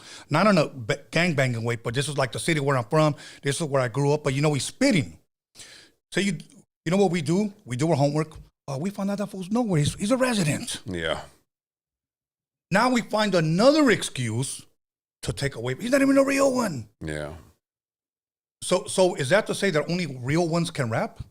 No, it's not. The only thing I can say about that though is if you're gonna go talking all that gang shit, all that street shit, then you better be ready for what comes with it. You know, because I mean, I understand this is entertainment and shit like that, but you know, you can what do they call it? Manifest. Yeah. You know, like they said, like Tupac manifested his death by talking about death around the corner, every song, you know? Yeah. And if you're going to go talking all that shit, somebody's eventually going to call you on it, you know? Do you think that that's real, that a person can manifest his own? You know, it seems like it. It damn well seems like it. You know, I remember the morning Tupac had got shot in Vegas, my dad had came to me, "Did you hear they shot that rapper? Tupac?" Yeah. And I had been watching the fight at my cousin's the night before, and like I heard something about it, but like, you know, I didn't know it was Tupac they shot. So right away I was like, he's gonna survive again. He already got shot fucking, you know, before. So, and my dad goes, I've heard his songs a few times, because my dad would I would always leave a radio on, and my dad would just let it play. And back then it was 92.3 The Beat I listened to. Right. And he, I guess, heard a lot of Tupac music at that time. And my dad told me, you know what? I think he manifested that by him always talking about death and all that. I think, you know, he brought that upon himself. My favorite song from him, you know, because I do have a favorite song, but if you listen to the lyrics, bro, I know my destiny is hell. So many tears. Oh, that's probably my favorite song from him as well. Bro, it's like, what's good? Can I have my 2 cents to that? Okay, go for it. Okay, so other rappers that have talked about death is Nipsey Hussle. He also has a few songs where he talks about how he's gonna die. I didn't know that. Did you know that? And that's news to also me. Draco the Ruler. There's a song called like Bachata freestyle or something like that. Oh, wow. But he says that I might die when the shit finish. So you know what I mean? Like there's lyrics in there that you listen to and you're like, man, you know, you hear it now, you're like, man, these guys probably manifested that shit. Yeah, I mean, it sounds like they did, right? Yeah, bro. I like breathing. Yeah, so do I. I like waking up in the morning and opening my 2 gifts, my eyes, homie. Yeah. You know, and yeah, bro. But anyways, I forgot what I was going with this. But as far as like them manifesting it, you know, I had an example. Oh, you know, I received a phone call a couple of months ago, bro, and it had to do with, do you believe that Roadium Radio has been a blessing to artists? And you had said yes, I do believe that. This one really, really touched me. There was a rapper named Little Sodi. I don't know if you've ever heard of him. No, I'm not familiar. Okay. I met him at the To Live and Die in LA, and I want to give my boy Frankie Orozco his flowers. He's the one that put together To Live and Die in LA, here in LA. And he's had punk rock bands, he's had ska bands, he's had rock bands, and then rap groups. So it was everything. Mm-hmm. And he did a second one, and now he's doing his third one, but it's in Arizona. He's living at To Live and Die in LA, Arizona edition. So he's taking LA to Arizona. Okay, and he introduced me to this rapper who was traveling with who's that guy, bro? Afro Man. Afro Man, yeah. Because that guy high. Yeah, he was traveling with him. Okay, and every time I saw this guy, Little Sodi, he was always coming up to me, bro. And he had a big fan base on social media, big fan base. I never heard of him until I got introduced to him, and I say that respectfully. Okay, couple of months back, and I even feel bad sharing this. He got into a car crash and he died. Oh wow. Okay, Rest in peace. yeah, rest in peace. My friend Frankie went to go visit, I guess, where he was living with his grandmother. His sister pulls up, and this is the part that touched me. And he tells me, "Hey Tony, I just want to tell you something. I just left Little Sodi's house. They had a little memorial right there, and I just want to tell you something, Tony, that you are touching people." He said, "Don't let anybody tell you anything different." He said, "You are touching people." And I just stood quiet, and I kind of wanted him to elaborate a little bit more. And he said this. His sister hugged me, and she cried. And she said this, "I just want to thank you for putting my brother on."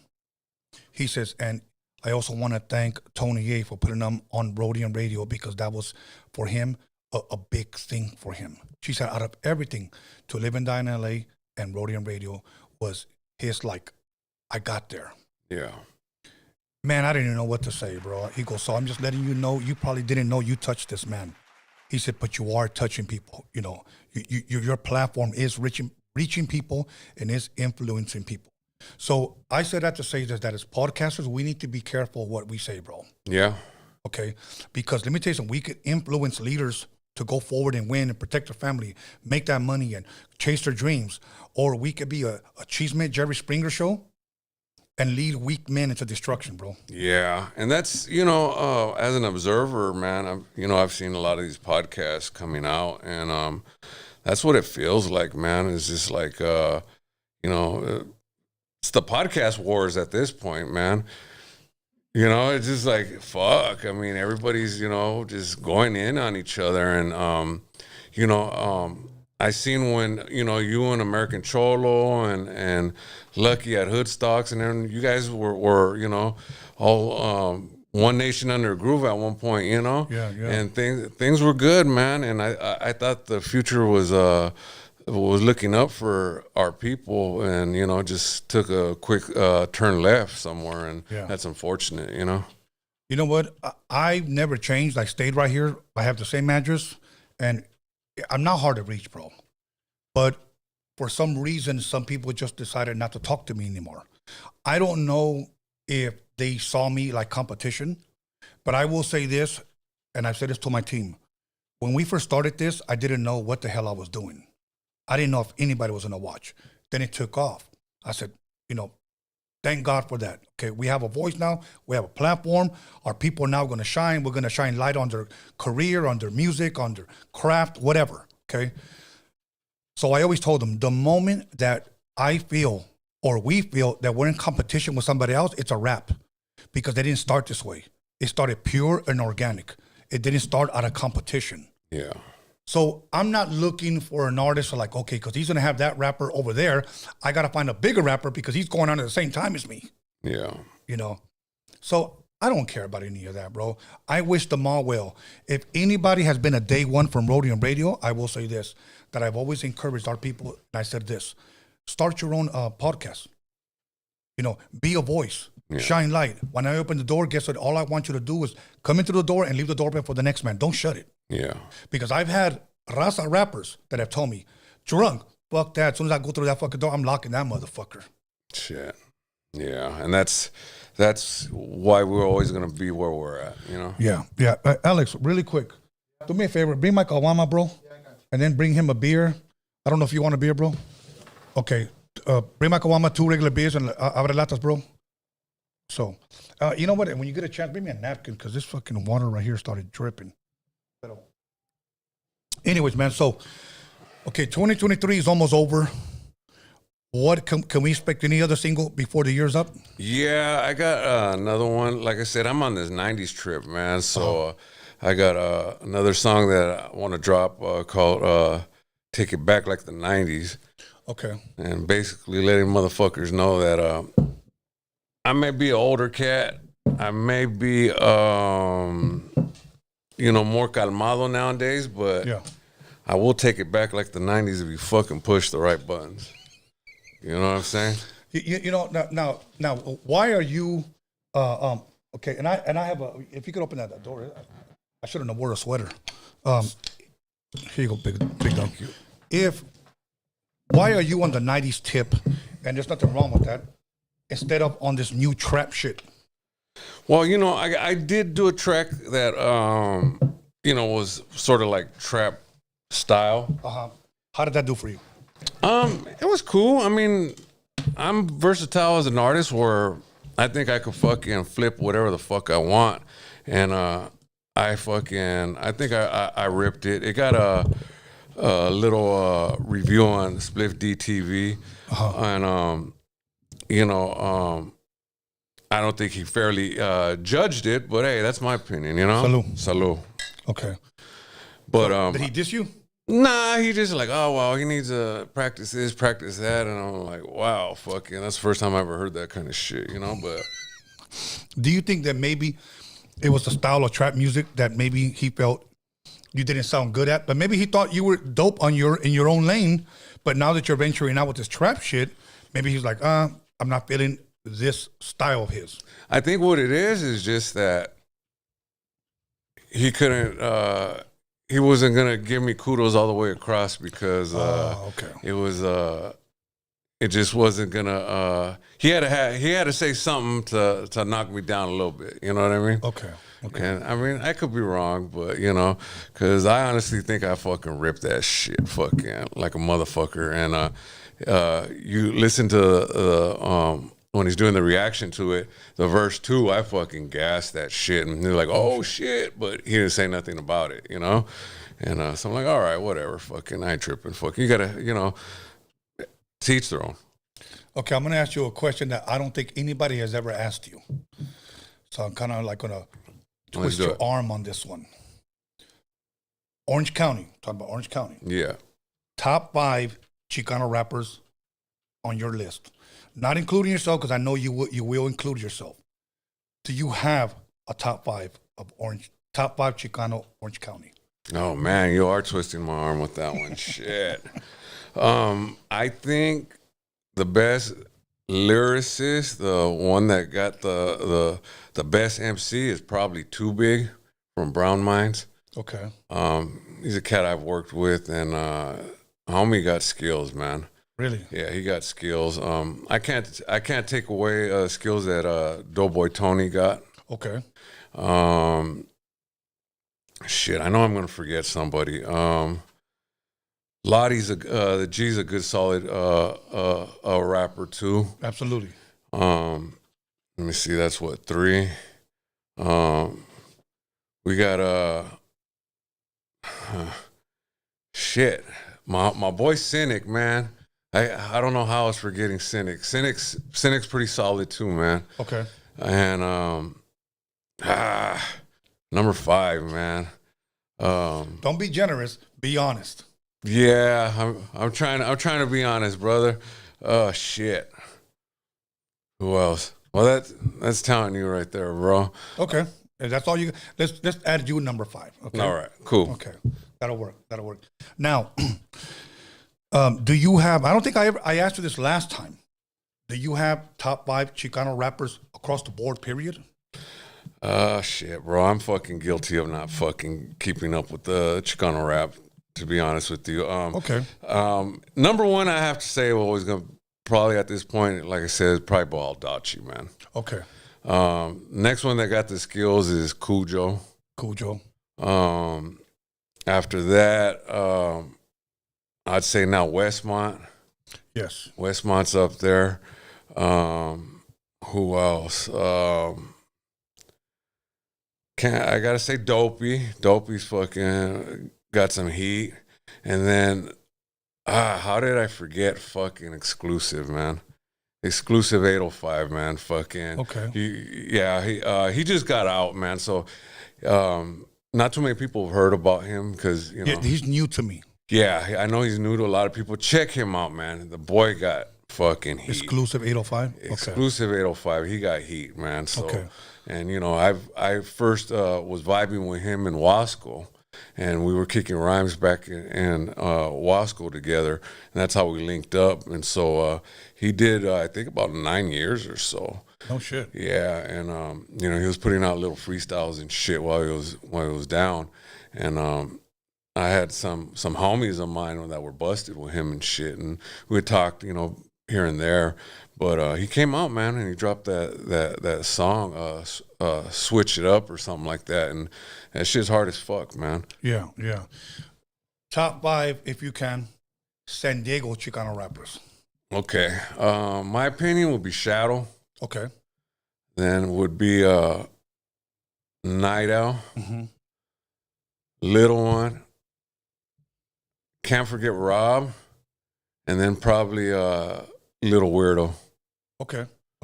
Yeah. I like his voice. Yeah, I think that's what's so authentic about him is his voice. Yeah. He was booked here, bro, but he canceled the day before. Was that right? Yeah, but it was like, I don't know. I think it was during like COVID, I think. Okay. Okay, now, this is an interesting question because I've heard other podcasters say something else. And again, people send me clips. Where do you believe is the foundation of Chicano rap? Where did it take place? Here, let me tell you some of the things that people tell me. Okay, they say L.A. There's only two places that they say, L.A. or San Diego. I agree with that because, well, let's look at it first off. You know, Frost was the first one to put Raza on the map, right? Yes. Now I'm gonna give you a shot. Is that cool? Yeah, let's do it.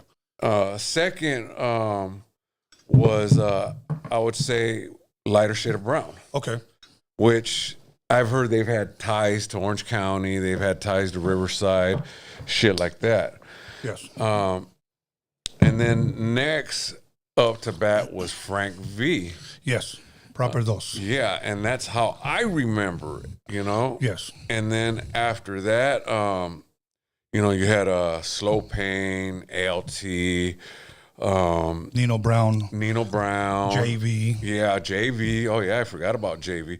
And then there was another group too. They were underground, man. Are you talking about Spanish Fly, maybe? You know what? I forgot about Spanish Fly. Fuck, I forgot about him. Yeah. I need to place him between Frost and Lighter Shade of Brown. Yeah. Yeah, I totally forgot about him. And then there was another group that came out, I would say about 94, 95, man. They were pretty underground, but man, I wish they would have dropped more material. They went by Norwalk's Most Wanted. Norwalk's Most Wanted. And then I believe, I hope I'm not getting the name wrong, bro. I believe there was, but I don't think they were from LA. Funky Aztecs? Was there a Funky Aztecs? Yeah, I think they were from up north, though. Okay, that's okay. And then we had the Aztec tribe. Then that's probably who I'm referring to. But they were from San Diego. They were from San Diego. Okay. They came out, I think, like around 93 or so, too. I was supposed to have them here several times, but I couldn't get all of them together. Okay, and then you also had Brown Pride. Brown Pride, and I wanted Brown Pride from here. And then Yeah, they're from the harbor, right? Yes, they're from Wilmington. And I'm working on getting the main guy here. Okay.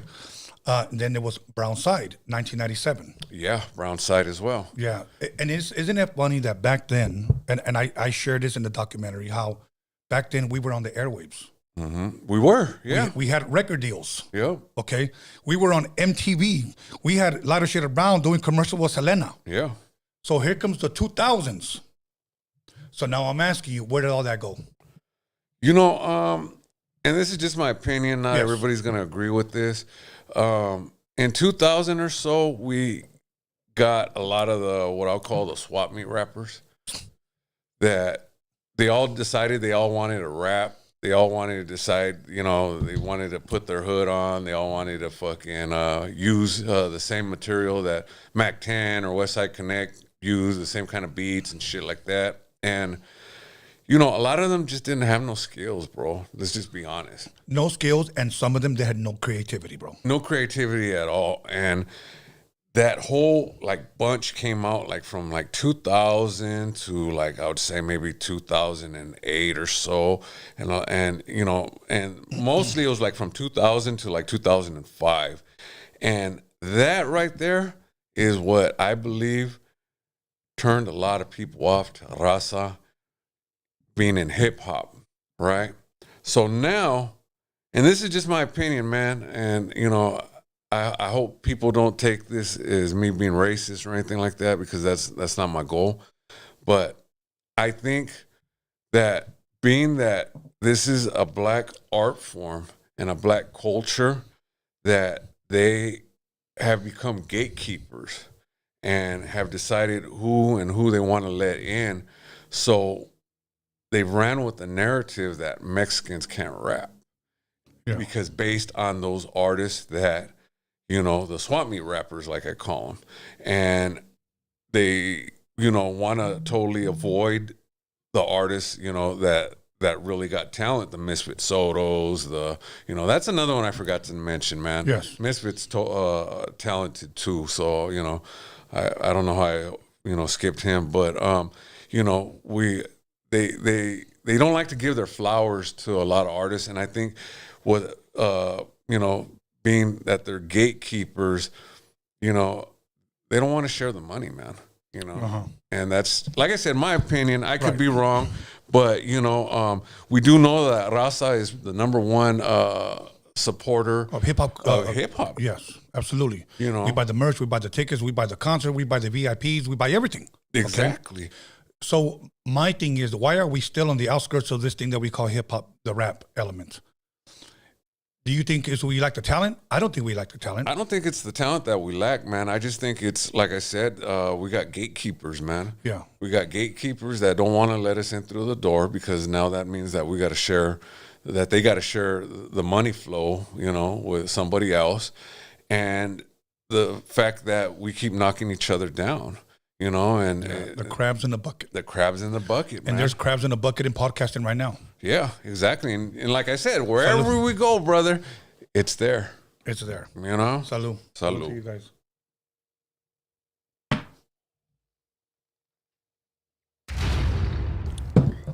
Okay. Where was I going with this?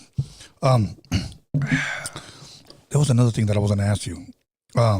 You know, last time we were here, I took that shot, and I got lucky because you were speaking about a good minute or two, but I was dying on the inside. My throat, I felt like letting off a big ass cough. Oh, and everybody would have clowned me in the chat room about what would have happened that way. Why, it was just a tequila, the way it went down? Yeah, it went down the wrong pipe. And I was like, oh, fuck, everybody's going to clown the shit out of me fucking the way I fucking drank it. And then, this motherfucker can't fucking hold his alcohol and shit. No, the worst one was this, bro. I had a guy here. I don't even remember where he was from, but respects to him. He came here already drunk. Oh, shit. Like drunk. And he just told me he had a drink before he came here because he was nervous. Okay. So then I pull out the bottle of tequila. Okay. And now look at it. This was like the last 30 minutes. So I start drinking. He came in here drunk and he kept on drinking. Oh, shit. So I said, you want a shot? Yeah. So he took a shot and then he goes like this. Where's the restroom? Oh. That motherfucker ran out, bro, and threw up right there. Like, this fucking dude. Wow. I'm glad that didn't happen to me. Shit. Yeah, bro. Okay. I have to ask you this now because I had Kilo here. Lean Like a Cholo. Yeah. And respectfully, I asked him this, and respectfully, I'm going to ask you this. What song, at least in your opinion, because we're all entitled to our opinions, what song was bigger, La Raza or Lean Like a Cholo? I got to say La Raza. Okay. You know, it just, when it touched down, that it was that era. It was, more people were accepting of, artists, you know, being raza back then. Because I remember even blacks were listening to it. Yes. You know, I remember whites were listening to it, like, you know, and, you know, when Lean Like a Cholo came out, you know, it was pretty much a niche thing, you know? And if people listened to it, it was more like to try to poke fun at it or some shit, you know? And, La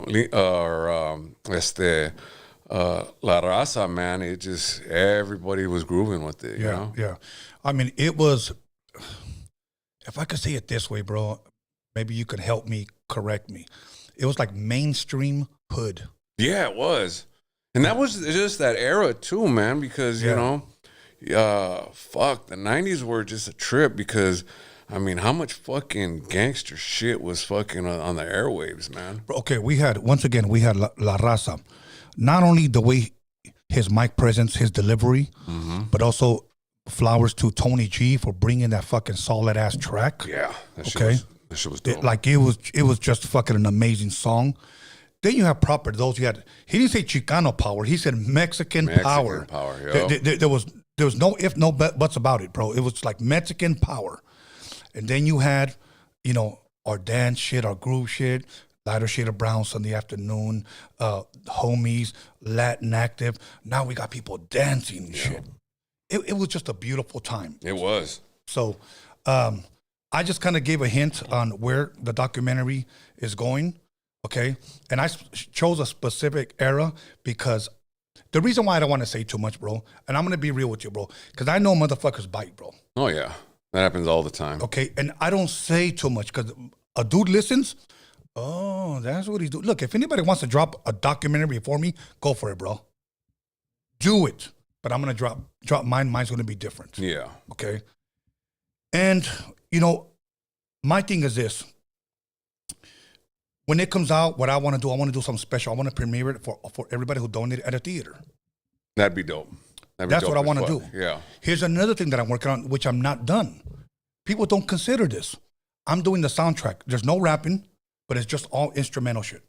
I'm doing a soundtrack to this, so it's just not going to not have any music to it. It's got to have a dope intro. The documentary's got to be dope itself. Then it's got to have a dope ending. And it's just going to be episode 1. Now, the budget only covers one documentary. Okay. Only one documentary. So it's going to be about an hour and 15 minutes, but it's going to have a lot of people in there, bro. Okay. Now, for somebody, let me ask you a question because I think this is important to ask you this. Because I've had dudes say, what if you don't have this guy in it? What if you don't have this guy in it? Well, you don't have this guy in it. We're going to solve that right now. From LA to San Diego, how many Chicano rappers is there? Give me a wild number. Currently or in a certain era? No, currently. I'd probably say there's about like maybe 150, 200. From LA to San Diego? I think so, yeah. Okay, now let's go back to 2023 to 1990. Okay, cut that in half, probably about like 70. I mean, we're talking about guys that actually had CDs and Tower Records and shit like that. I'm not talking about just, you know, people that fucking were kicking out little fucking burnt CDs and shit. Right. So, yeah, I'll cut that number in half, probably about, no, even less, probably like shit, now that I think about it, probably like 30 or so. Okay, 30. So you'll say right now there's probably about how many? I'd say about 200 or so. Okay, 200. Do you think anybody can fit in 200 rappers in an hour and 15-minute documentary? No. You can't even fit in the 30. People don't think logically, bro. Yeah. They don't think logically, okay? I'll tell you afterwards who's in it. And I'm going to say this. To those 4 people that emailed us that wanted an update, all got an update, okay? Only one guy DM'd me, and he said, Tone, you know I donated, blah, blah, blah. And he told me how much he donated, show me proof. And I know this guy. And I got love for this guy. And I'm going to offer you the same thing. I told him like this. I got 4 more interviews, and I'm done. Because everything that was stolen from me, my footage and my equipment, and I want to cover that. Some idiot DM'd me and goes, I don't believe that some white guy broke into your house and took your equipment. I never said somebody broke into my motherfucking house. Yeah. Okay? When we got the budget, we spent it in equipment. In the email, everything is itemized, and there's a link for you to see all the equipment that we bought and what everything was spent. If you didn't email me, you didn't get that. Okay? And I'm not going to sit there and tell you, everybody, what everything was itemized on. If you donated, email us once again at roadiumradio@gmail.com. Make sure you can put that up there, and you will get your update. 4 people emailed us. 1 DM'd me. And so I said, here's my number, call me. I gave him my number. And he said, what's going on? I said, look, check this out. Ran through everything. Said, okay, cool. I got 4 more interviews. Everybody who emailed us, I invited. And I said, if you would like to come out to either one of these interviews and it fits into your schedule, I want you to be a part of this experience. Not one of them messaged back. But this guy DM said, I want to go. And I said, okay. Here's what we do. When we interview this person right here, I want you to come with us. And he said, yeah. Is it going to be a weekend? Yes. So I'm allowing people that have donated to come out and hang out with us. That's cool right there, man. You know, that's cool. But if people don't know, you know what they're going to do? Talk out of their fucking ass. And I don't know those people an explanation. People, those 333 people that donated, those are the ones that deserve everything. And this was made possible by them. And I do want to say that the only reason why people are talking is because one fucking lame-ass podcaster is the one that fucking started talking shit. Yeah. Well, I mean, you're putting your money where your mouth is, man. And let's see if that's something that the podcaster could follow up with themselves. You know what I mean? Well, you know what? You want another one, bro? Yeah, fuck it. Let's go. Okay, now let me ask you a question, and I want to ask because I know we got at least 1,000 people watching. Okay, so I want to say this. Say I drop. This is the hypothetical scenario. Okay, say I drop the documentary. What's today? Wednesday. Say I drop it on Monday. Okay. Say I drop it on Monday, just like, here you go, everybody. Do you think those people that did reaction videos on me are going to apologize? Oh, hell no. Do you think they're going to take down the reaction videos that they did about me? No. So why did they do those videos for? Money. Get their likes, their views, their clout, all that shit, man. There it is there. You know, I'll give it up, though.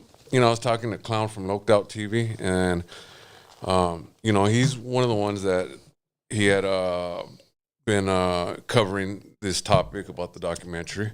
Yes. And one thing he told me is like, you know what? I really hope that I have to apologize to Tony. Uh-huh. And I told him, you know what? That's you know, commendable.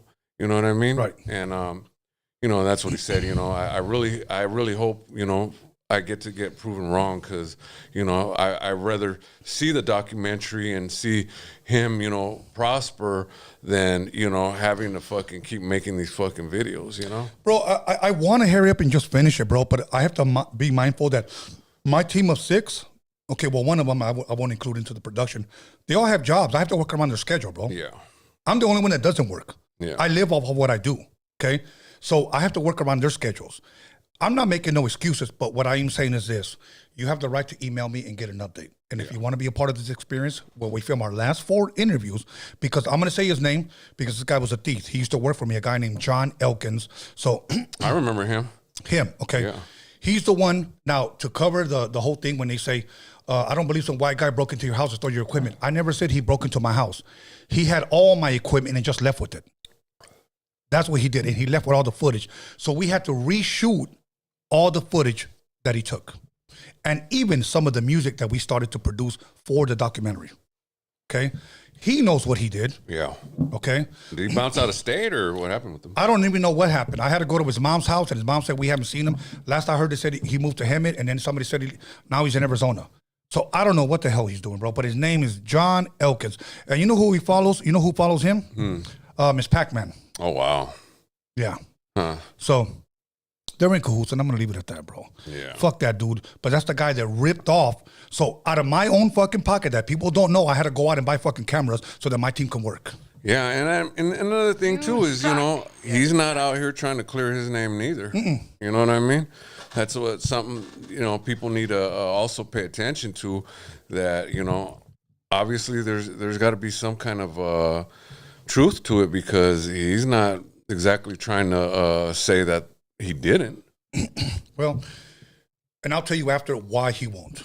I'll tell you after why he won't. And it's more on some political shit, why he won't ever come out. But I'll leave that alone, bro. You know what? I don't like doing stuff like that, bro. But one thing, when people come at me, and if you don't know the fucking truth, don't even bother, bro. Don't even, because these people don't even know me, bro. Yeah. They don't even know me, and they're doing this shit. But that's cool. You know, that's all promotion for me. So, Yeah. But I do want to say this, that when it does drop, you know what? If you want to apologize, I don't care about it. You know, you show me who you were, and we'll go from there. Bro, I got another documentary that I want to do after this one, and then I want to film a movie. So eventually when I leave this whole podcast and shit, and they can keep this whole podcast and shit, I just want to film, and I just want to edit, bro. That's what I want to do. Yeah. That was my dream, because that's what my father did, what little time he had when he was in at the fucking taller working on cars, you know? So that's what I want to do in my life. Just film and also work. And I said, there's plenty of time, work at a library or at a museum. People don't get killed at libraries and museums. Yeah, no shit, huh? Not yet, at least. So other than that, bro, listen, we're almost out of time. Anything you want to talk about, bro? Anything you want to bring up? Anything you want to promote? Anything you want to ask me? Oh shit. Well, you've pretty much cleared any questions I've had, brother. You know, I mean, as a man, you know, and you know, I at times, you know, now that it's been put out there about the documentary and all that, you pretty much cleared up any questions because you know. I'm just like anybody else. Hey, well, you know, whatever happened to the documentary, but obviously I wasn't to that level. You know what I mean? You know, and I just want to say this again in front of you, okay? Anybody who donated, if you can at least show me a screenshot that you donated and email us, you know, I will give you an update and I would invite you out to our last 4 interviews. Be a part of this experience. I'm giving people that. Yeah. But people don't want to hear. They want to run with the negative. You know why? Because positivity doesn't sell. Yeah, no, it doesn't, man. You know, controversy is what sells. Of course. And, you know, that's what people like. People like that negativity, that controversy. And, you know, it's just, fuck, man. At which point is that shit going to get old? You know, I mean, I guess not ever, but, you know. It's not, bro. But like I said, I really, really want to dabble more into filming, bro. I love it, bro. I love bringing people's lives into the big screen, bro.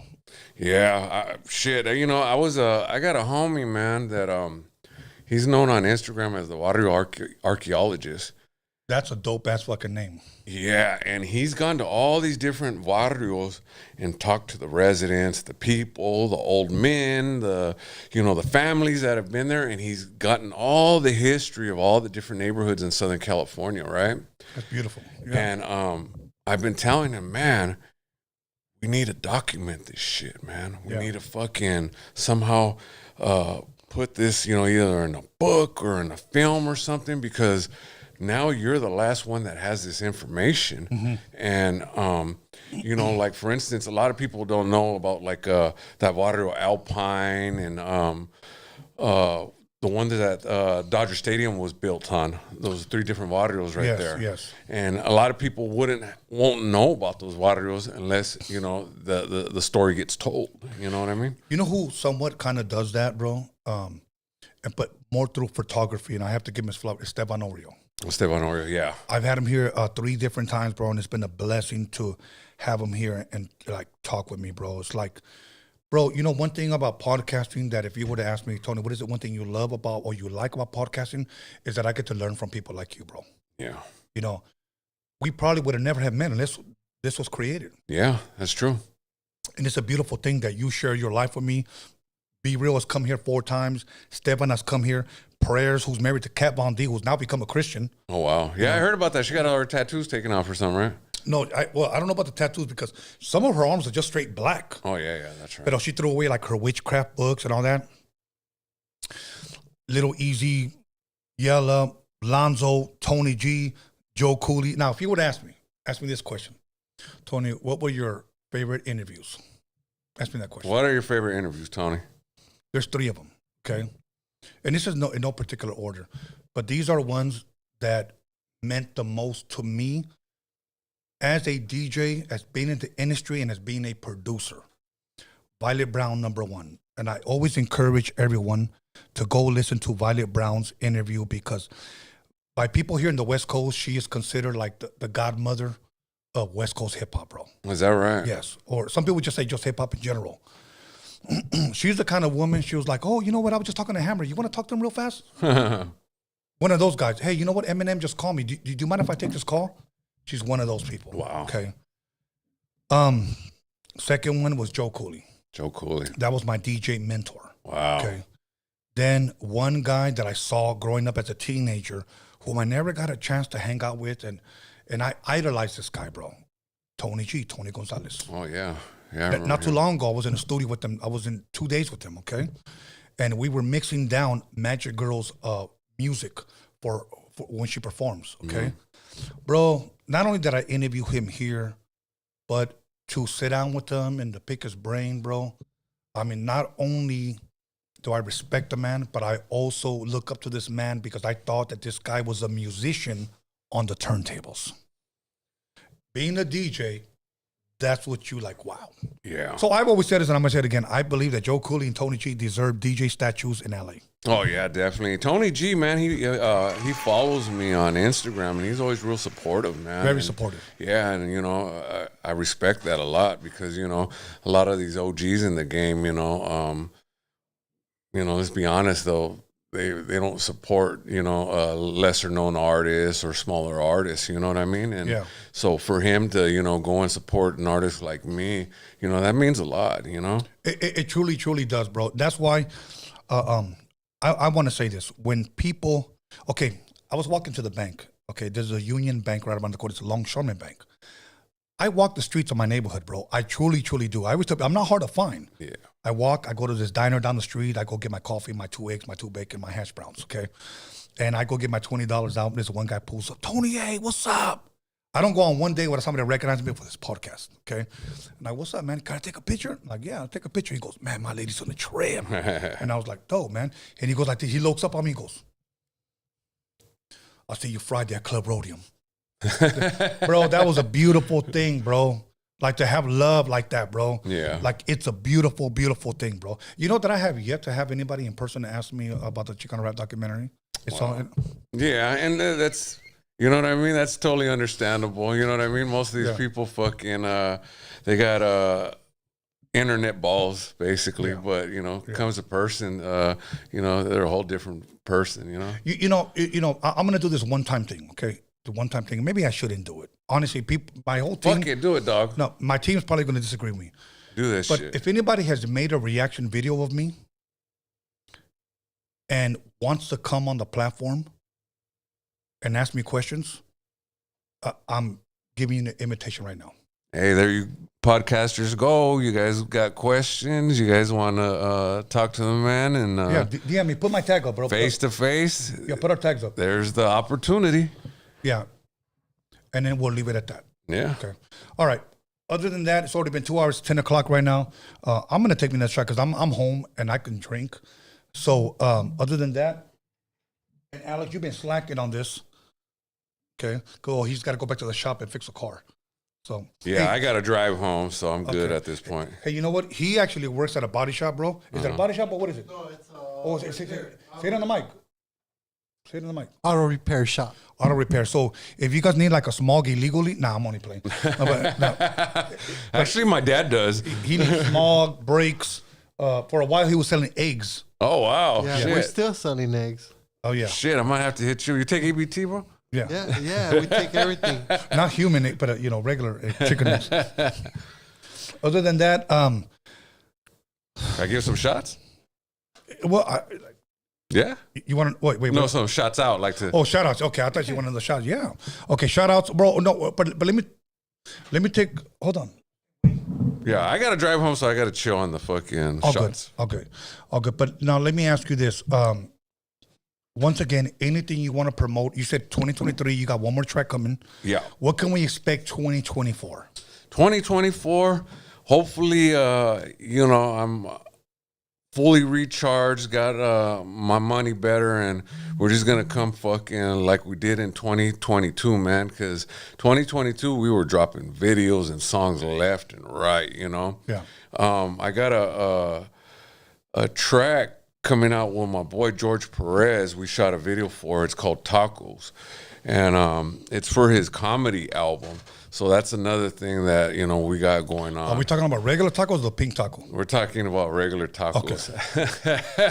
Okay. I had to throw that out there, bro. Yeah, because I know George Perez. I did his podcast like 3 times, bro. Oh yeah, so, I remember that. So.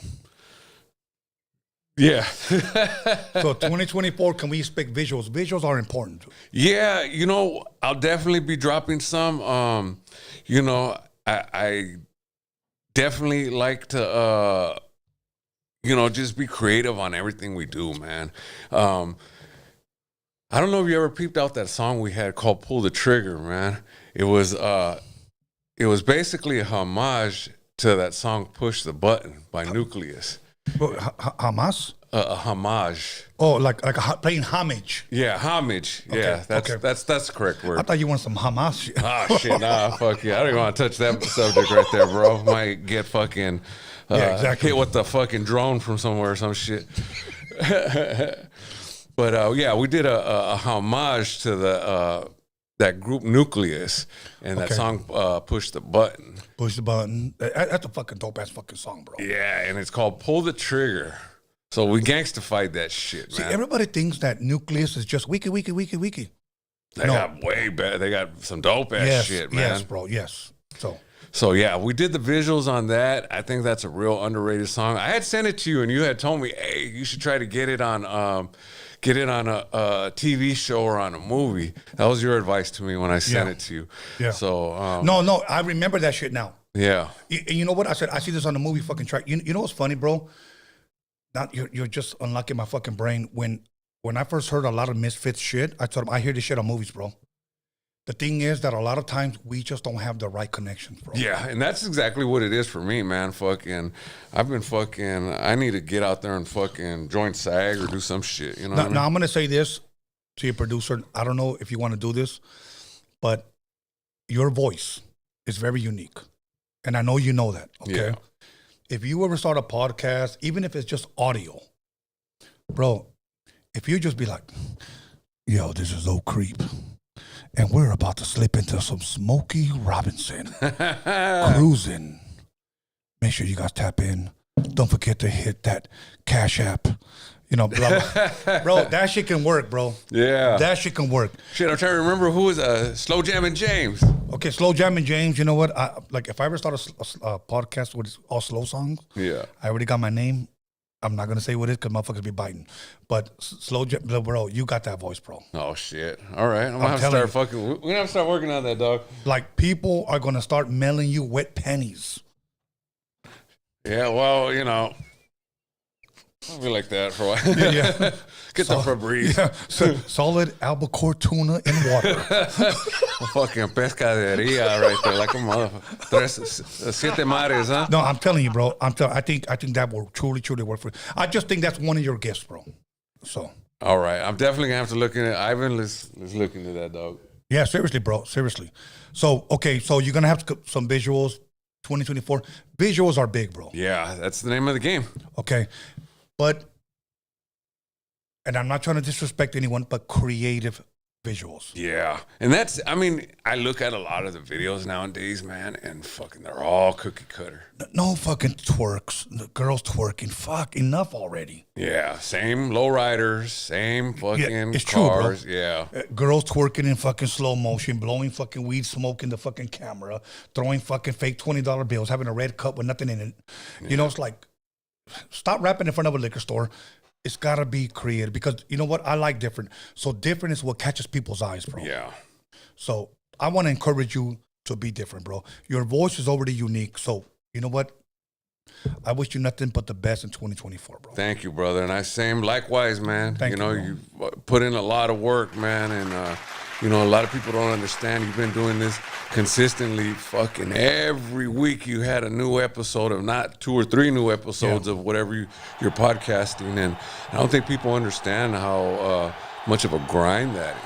No, you know, and for a person that people think that I'm a thief, I never logged off my Instagram, never logged off my Facebook, never logged off my TikTok, never logged off my YouTube. Yeah, and that says a lot, man. And I've been right here. Yeah, and I mean, let's put it like this. A lot of these people, artists, podcasters, that claim to have some kind of issue with you, they all been here. They've all been here in the studio. I'm sure if they felt some kind of way, they could have showed up here at any point, you know? Over 300 people have my address, and ask me how many people have ever showed up. And is Tony here? I doubt any of them. Not one. Yeah. Anyways, shout outs to my brother. Yeah, real quick, man. Of course, my boy and my brother, Ivan Reyes. Ivan, come over here real fast, bro. I want people to see you, bro. Really quick, how can people get a hold of him, bro? If they want a production, let them know, Ivan. Talk a little bit. Go ahead. On Instagram on super_freak FREQ 714. Okay, but I'll tell you what. When we post up our picture, if you want to post it up, tag him so people can go on your page and then find him. Okay. Yeah, I believe he's Orange County's most underrated producer, bro. Yeah. And me and this guy have been creating magic forever, and you know, it's not gonna last forever. So you guys got to get it in, catch the vibe soon. And you know, he got his own brand of funk. He has his own solo songs, and the guy's talented, man. Dope. I said I was gonna give a shout out to Gregory Borjorquez, the photographer, man. Okay. Look him up on. That's, I never heard that name. Wow, that's something different, man. Borjorquez. Well, that sounds like some Budapest. Like, where's he from? He's Raza, man. It's BORJORQUEZ. And he takes a lot of pictures, Raza, you know, like, you know, back in the days in the 80s in East LA and Compton and shit like that. Check his page out, man, on Instagram. He knew a lot about my music, man, or he knew about some of my songs, and I was like, wow, you know, that tripped me out that, you know, he digs my music, you know what I mean? Yeah. There's another homie named Jay Vengeance out of Arizona. Cool ass homie, always supporting. Demo from Santana, Cynic Loco, Skills, Westlife. I think you know Westlife, right? Oh, yes. He's a videographer. Yeah, the videographer. Yes. Yeah, he's a good homie too. Yeah. Can't forget my boy George Perez, Side Dick Eddie, 3 Plates, Xavier. Side Dick. That's a hilarious name, bro. Yes. That's a dope ass name, dog. The homie Dwell I met yesterday. Can't forget OG Big Wicked, man. My homie Mr. Barrett, the Polar Bear, the Brown Mind, the younger homies with Hoodfella Records, Neighbors, Ave 167, Glenster, and the Foolie putting on for, you know, the new generation of that OC rap, bro. Lottie the G, 48 Ways, Cash Purple Productions. Okay. He's a cool homie too, man. Season Logic. My boy Dave Drug from the Netherlands, man. Okay. And his boy DJ Crackhead. They got me. DJ Crackhead? DJ Crackhead, man. Check them out, man. They're from Europe, man. But they're down with the fucking raza and they're down with the cause, dog. They're fucking good-ass homies, man. And I can't forget my homeboys from Orange Water, Cypress, The Hood, Ray, Chico. Can't forget my boy Clumsy and his brother Brain and Rocky. Of course, Jessica. And anybody else I forgot, Spence. I'll get you on the next one. Thank you, old creep. Thank you for coming down, bro. Hey, can I give a shout-out real quick? Yes, go ahead. All right, I want to shout out George Perez because that's the homie right there. And I want to shout out Little Man from Midway City. Shout out to him, you know what I mean? All good. That's it. All good. He said, that's it. Okay, I want to give a shout out once again to Oak Creek for coming through and blessing us. I also want to give a shout out to OG Big Wicked, where we're supposed to have you here.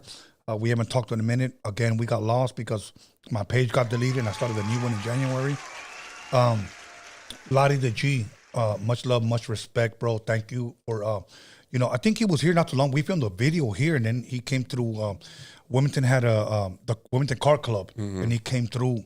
So much love and much respect to him. But also I want to thank my team, Alex Cervantes Enterprise. I want to thank my son, the Hip Hop Jedi. Not my son, B. Scanless, and then the Hip Hop Jedi. And also want to thank Norbert, News of Norbies, Marvelous Inc., and a moderator, and dope-ass artist. And you guys are going to be shocked when you guys hear her album, Magic Girl, bro. I'm telling you. We're changing her name, bro. It's going to be Genesis, Forever Genesis or Genesis. But, bro, her got some fire, huh? Her album is, yes. I'm going to say it this way because I told her, don't tell nobody it's dope. Just tell them you're going to enjoy the record. Oh, yeah. So, I had met her one time, man, at a video shoot. She was cool peeps. Bro, you're going to enjoy her record. So, and it's being produced by, not only, she's doing 90% of the production, bro. I'm just a co-producer, and it's being tracked out by DJ Dominator and me. Oh, that's an all-star cast right there, man. Bro, like, it's going to be fucking, going to be lit. So, other than that, I just want to reiterate what I said. And, oh, Creep, I just want, you were here when I said, if anybody made a reaction video and you want to come on the platform, you're more than welcome, and ask me anything you want, okay? Yeah. So, I will let you know maybe in about, well, whenever the first person hits me up, I'll let you know. Let me know. I'll be here, man. I want to see that in person. You know what I mean? If you don't hit me up within a couple of weeks, I'll still let you know. All right. Yeah. Let me know, brother. Yeah. Okay. I'm Other down. than that, thank you guys. I'll see you guys here. Friday, I'm going to see you guys. Meet and greet, Mean High C, West Coast Godfather of Hip Hop, Lonzo from the World Class Wrecking Crew, DJ Yella from NWA, Battle Cat, and much, much, much more are going to be here on November 17th at Club Roadium. Make sure you guys are there. Tickets are almost sold out. It's going to be dope. All 90s theme music. Make sure you guys show up. And then I'll be back Sunday with another special guest. Much love, much respect. And I do want to announce beforehand. I believe it's Thanksgiving will be on a Thursday. On a Saturday, I'm going to be at the Noble. And I'm going to be podcasting live once again for MC Magic, Baby Bash, Little Rob, and I believe the Dog Pound's going to be there. Nice. But I'll be podcasting live there. Bro, like 2024, I got big shit coming, bro. Shit. I'll be there, man. I'll be supporting. Yeah, I got big shit coming. I got a guy, and I want to share with you guys this. The producer of I'm trying to remember the channel, but he did a episode called Hip Hop Uncovered. And he talked about all the drug dealers that funded rap in its beginning. That's a good topic. Yes. His name is Rashidi Harper. He just directed Chris Rock's new documentary. So he's going to be coming here. That's sweet. That's a good friend of mine, Rashidi Harper. Much love, respect. Be looking out for that. Other than that, we are out of here. See you guys Friday. Okay. And once again, one last thing. Even if you don't like me, just show up. I'll buy you a shot. Okay, let's go, Alex. We're out of here.